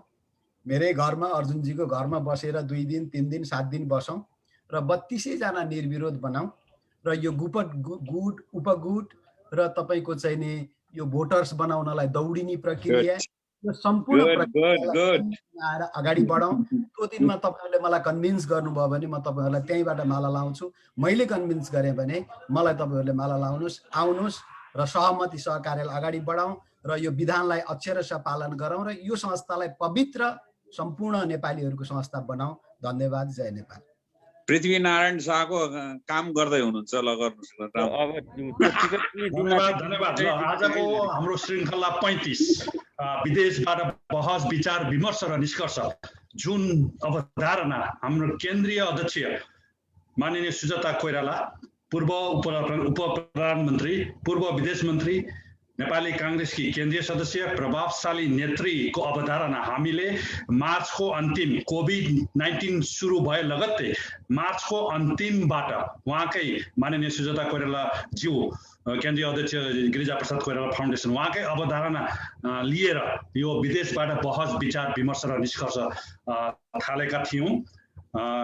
यो कार्यक्रम गर्दै जाँदा आज हामी श्रृङ्खला 35औं मा प्रवेश गरेर अहिले समापन पनि भएको छ र यस कार्यक्रममा आजको श्रृङ्खला 35 को कार्यक्रममा एनआरएनए एनसीसी यूएसए प्रेसिडेन्शियल क्यान्डिडेट्सहरूसँग डिबेट गरियो र आजको विषय थियो कोभिड-19 को नयाँ विश्वमा एनआरएन एनसीसी अमेरिकाको प्रभावकारितालाई अमेरिका पहिलो बनाउन के गर्नुपर्छ र प्राथमिकतामा के छन् र हुनुपर्छ भन्ने विषयमा हामीले आज बहस गर्यौं र 4 जना अध्यक्षका प्रत्याशी अथवा उम्मेदवारहरूको विचारहरू सुन्यौं, उहाँको प्रतिबद्धताहरू सुन्यौं र अब अघि एकजनाले प्रश्न गरे जस्तै सहमति सहकार्य र एकता भयो भने अब कुनै झमेलै नहोला जस्तो आभास भइरहेको छ र त्यो भएन भने अब अन्ततगत चुनाव त छँदैछ भन्ने पनि छँदैछ। त्यसैले अब भरसक हामी सहमति सहकार्य र एकताई गरौँ, भएन भने चुनावीको माहौल थरी तात्ने नै छ भन्ने पूर्ण विश्वास छ र यसै क्रममा यहाँ उपस्थित हुनुभएका हाम्रा 4 जना उम्मेदवारहरू, अध्यक्षका उम्मेदवारहरू, एनआरएन एनसीसी अमेरिकाका 4 जना अध्यक्षका उम्मेदवारहरू डाक्टर अर्जुन मन्जाडे, बुद्धिसागर सुवेदी, कृष्ण लामिछाने एन्ड तिलक केसी ज्यूलाई गिरिजाप्रसाद कोइराला फाउन्डेसन अमेरिका च्याप्टरले हार्दिक धन्यवाद। यहाँको अमूल्य समय दिएर आफ्नो विचार राखिदिनु भएकोमा आज फेरि गिरिजा बाबुकै 11औं स्मृति दिवसमा पनि यस्तो यो इम्पोर्टेन्ट बहस भएकोमा र यहाँले आफ्नो अमूल्य समय अमूल्य विचार दिनुभएकोमा धन्यवाद ज्ञापन र आभार प्रकट गर्दछु। धन्यवाद। जय नेपाल, जय अमेरिका, जय एनआरएन। जय नेपाल सबैलाई। नमस्कार। सबैलाई जय नेपाल। धन्यवाद। जय नेपाल।